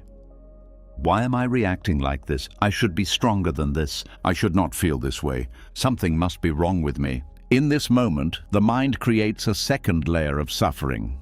The original emotion may already be uncomfortable, but the judgment directed toward the emotion intensifies the experience. Instead of simply feeling the emotion, the mind begins attacking itself for having the emotion. This pattern is extremely common. Someone feels anxious before an important event, and instead of allowing the nervousness to pass naturally, the mind begins criticizing itself for lacking confidence. Someone feels anger during a difficult conversation, and instead of observing the anger calmly, the mind begins labeling itself as weak or out of control.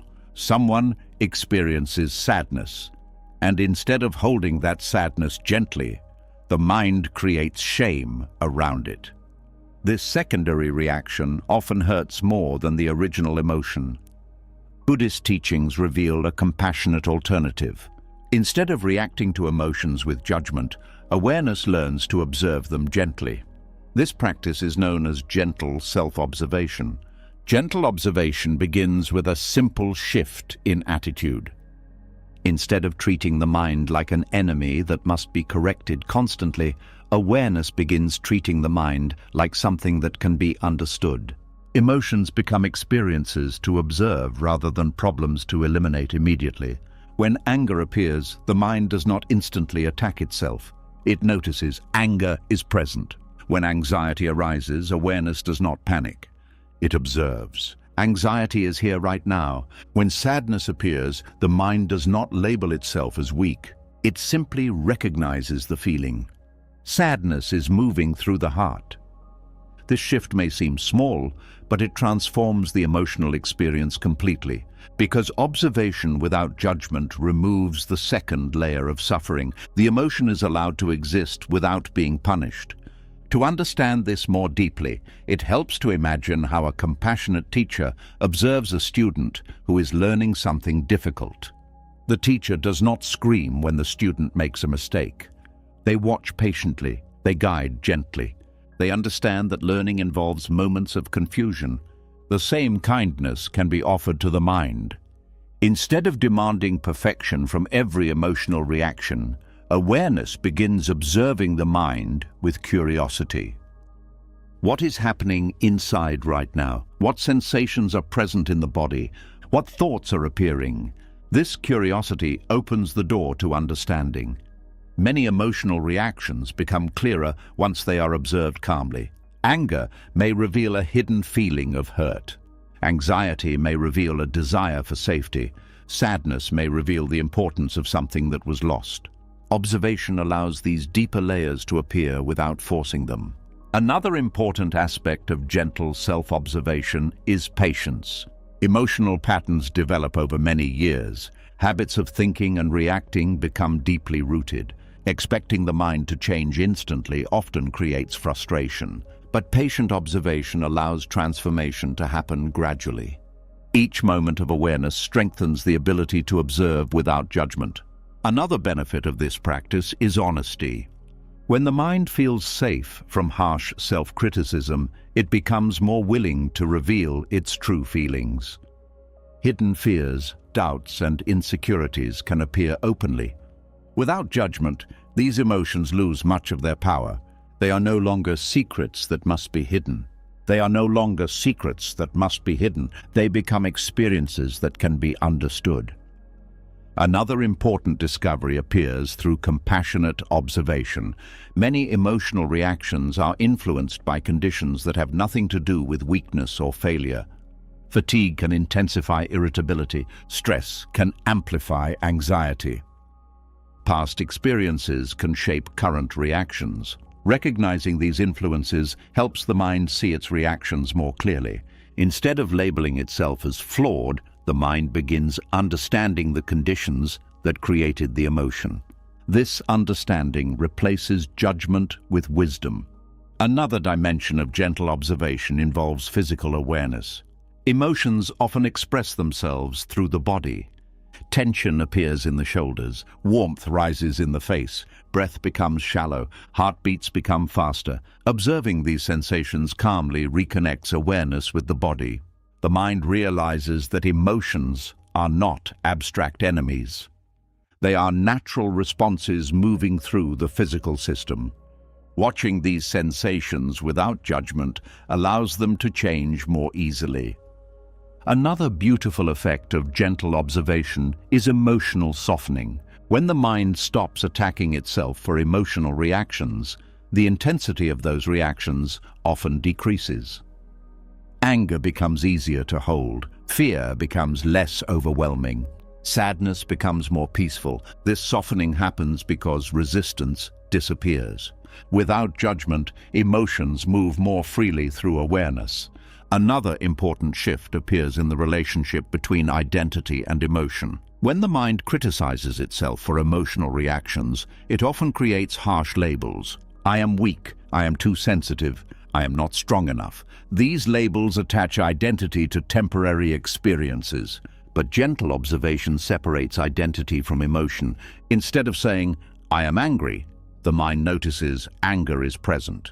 Instead of saying, I am anxious, awareness observes anxiety is moving through. This language reflects a deeper truth. The mind is not the emotion, it is the space in which the emotion appears. Recognizing this distinction reduces self-judgment. Another powerful benefit of this practice is emotional resilience. When someone becomes skilled at observing emotions gently, they no longer fear those emotions as intensely. Anger can be experienced without losing control. Fear can be observed without panic. Sadness can be felt without shame. The mind trusts its ability to witness emotional movement without collapsing under it. This trust strengthens inner stability. Another insight appears as self-observation deepens. The mind begins recognizing how often it exaggerates its own reactions. A moment of frustration may feel overwhelming at first, but when observed calmly, the emotion often fades quickly. The mind realizes that emotional storms are often shorter than they appear. This realization reduces fear of future emotional experiences. Another beautiful result of compassionate observation is self-kindness. Many people offer kindness to others easily, but treat themselves with harsh criticism. Gentle observation restores balance. The same patience offered to a friend can be offered to oneself. Mistakes become opportunities to learn rather than reasons for punishment. This kindness nurtures emotional healing. Over time, gentle self-observation transforms the inner environment of the mind. Instead of becoming a battlefield of judgment and resistance, the mind becomes a place of understanding. Emotions appear, thoughts arise, experiences move through awareness, but they are held within a space of patience and compassion. And within that compassionate awareness, the mind begins discovering a quiet stability that no longer depends on perfection. It depends only on the willingness to observe life gently as it unfolds within.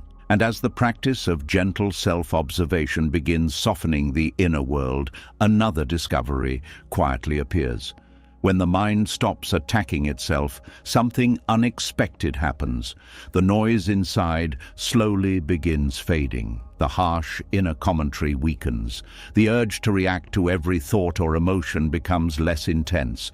In that quiet space, a new form of strength begins emerging. Not the strength of argument, not the strength of proving something, but the strength of silence. There is a strange habit within the human mind. When emotions become unsettled, the instinct is often to speak more. The mind believes that explaining, defending, or correcting the situation will immediately restore peace. Words begin rushing forward. Arguments are built quickly. Reactions appear faster than reflection, but very often the opposite happens. The more words are used during emotional turbulence, the stronger the turbulence becomes. Conversations escalate, misunderstandings multiply, voices become sharper. The original issue becomes buried beneath layers of emotional reaction. Instead of solving the disturbance, the noise surrounding the disturbance grows louder. Buddhist wisdom offers a very different approach. When emotional storms begin forming, silence often restores stability faster than argument. This silence is not avoidance. It is not passive withdrawal. It is a conscious pause that allows emotional movement to settle before responding. Silence creates space, and space allows clarity.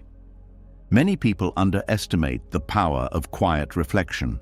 In modern life, the mind is surrounded by constant stimulation. Conversations, messages, opinions, and information appear without pause. The mind becomes accustomed to reacting instantly to everything that arises. But instant reaction rarely produces wisdom.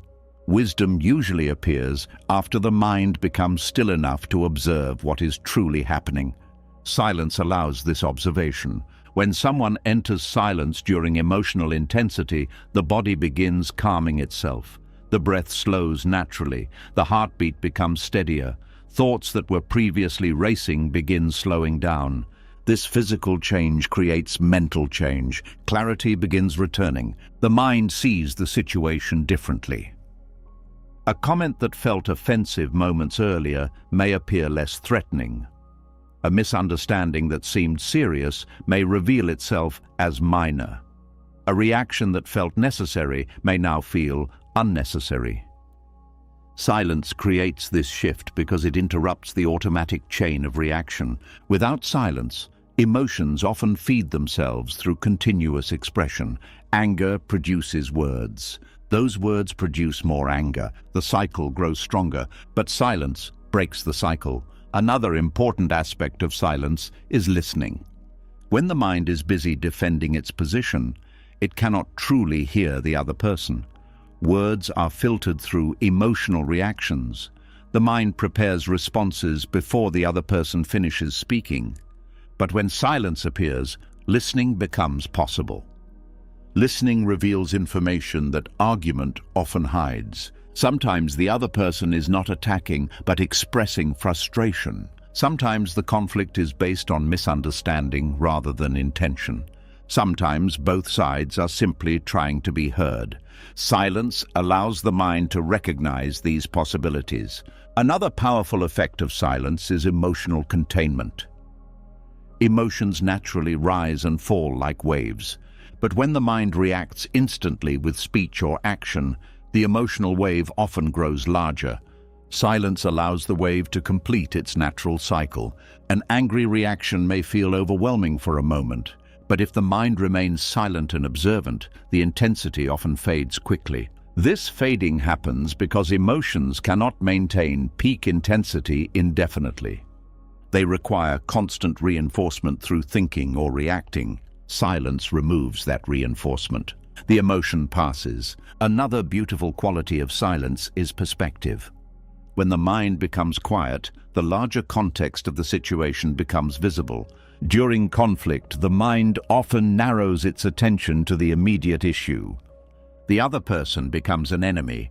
The disagreement becomes the entire focus of awareness. But silence widens perception. The mind remembers that the relationship may be more important than the disagreement. It remembers that people sometimes speak harshly during moments of stress. It remembers that emotions change. This wider perspective softens emotional reactions. Another reason silence is powerful is that it prevents regret. Many words spoken during emotional intensity are later regretted. Anger may produce statements that wound others deeply. Frustration may lead to accusations that cannot be taken back.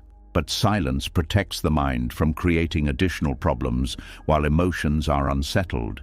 Instead of reacting impulsively, the mind waits until clarity returns. This patience often prevents unnecessary damage. Silence also strengthens self-control. When someone learns to pause instead of reacting immediately, they gain mastery over their own responses. They are no longer controlled by the emotional atmosphere of the moment. They choose their actions deliberately. This ability creates quiet confidence. Another subtle effect of silence involves dignity. When someone refuses to engage in unnecessary argument, they maintain their inner composure. They do not allow emotional chaos to pull them into behavior that contradicts their values. Their silence communicates stability. Others may notice this calmness even without words. Another important dimension of silence is reflection. After emotional turbulence passes, silence allows the mind to examine the situation honestly. What triggered the reaction? What emotions appeared? What could be handled differently next time? This reflection transforms conflict into learning. Without silence, the mind moves too quickly from one reaction to the next. It never pauses long enough to understand itself. Silence also reconnects the mind with deeper awareness. Buddhist traditions often describe silence as a doorway into inner clarity. When external noise fades, the mind becomes more aware of subtle movements within. Thoughts become easier to observe. Emotions become easier to understand. The mind begins recognizing patterns that were previously hidden beneath constant activity. This recognition strengthens emotional wisdom. Another powerful benefit of silence is emotional independence. People often feel pressured to respond immediately to every situation. A message must be answered instantly. A criticism must be defended quickly. An opinion must be challenged without delay. But silence reminds the mind that immediate reaction is not always necessary. Time can be taken to respond thoughtfully. Not every situation requires instant resolution. This freedom reduces emotional pressure. Another aspect of silence involves humility. When someone pauses instead of arguing, they allow the possibility that their own perspective may be incomplete. They remain open to understanding something new. This openness transforms conversations. Instead of competing for victory, people begin exploring understanding. Another quiet strength appears when silence becomes comfortable. Many people fear silence because it feels uncertain. They fill the silence with words to avoid discomfort. But when the mind learns to rest peacefully in quiet moments, silence becomes nourishing. It restores emotional balance, it clears mental clutter, it reconnects awareness with the present moment. This restorative quality of silence has been recognized in Buddhist meditation for centuries. Monastic traditions often emphasize periods of quiet reflection, not as punishment, but as nourishment for the mind. In silence, the mind remembers its natural calm. Over time, the practice of silence becomes a powerful tool for maintaining inner stability. When conflict appears, the mind does not rush to react. When emotions rise, the mind allows them to settle. When confusion appears, silence provides the space needed for clarity. Life continues, presenting moments of noise, disagreement, and emotional turbulence. But a mind that understands the strength of silence remains grounded, because it knows that stillness often resolves what argument cannot. And within that stillness, the deeper calm of awareness quietly returns. Life will always test the mind. Storms will arrive in the form of uncertainty, misunderstanding, conflict, loss, and change. But as these lessons have revealed, stability is not something that depends on controlling the outside world. It grows quietly from within. When the mind learns to anchor itself beyond praise and blame, beyond success and failure, it stops being thrown around by every passing wind. Inner stability begins the moment awareness stops reacting blindly and starts observing calmly. When emotions are allowed to rise and pass without ownership, when thoughts are watched instead of believed, when silence replaces argument, and when compassion replaces judgment, the mind becomes stronger than the circumstances surrounding it. Life may still bring chaos, people may misunderstand, situations may change without warning. But the mind that has learned these teachings becomes like bamboo during a storm, flexible, grounded, and impossible to break. And that is the quiet power of Buddhist wisdom, not escaping life's tests, but remaining unshaken while they happen. If one of these lessons spoke to you tonight, share it in the comments. Which idea stayed with you the most? Sometimes the insight that helps one person can become the turning point for someone else reading it. And if you want more teachings like this, lessons that calm the mind, strengthen the spirit, and bring clarity to everyday life, make sure to subscribe to the channel so you don't miss the next journey into wisdom. Rest well. The mind is learning to become still.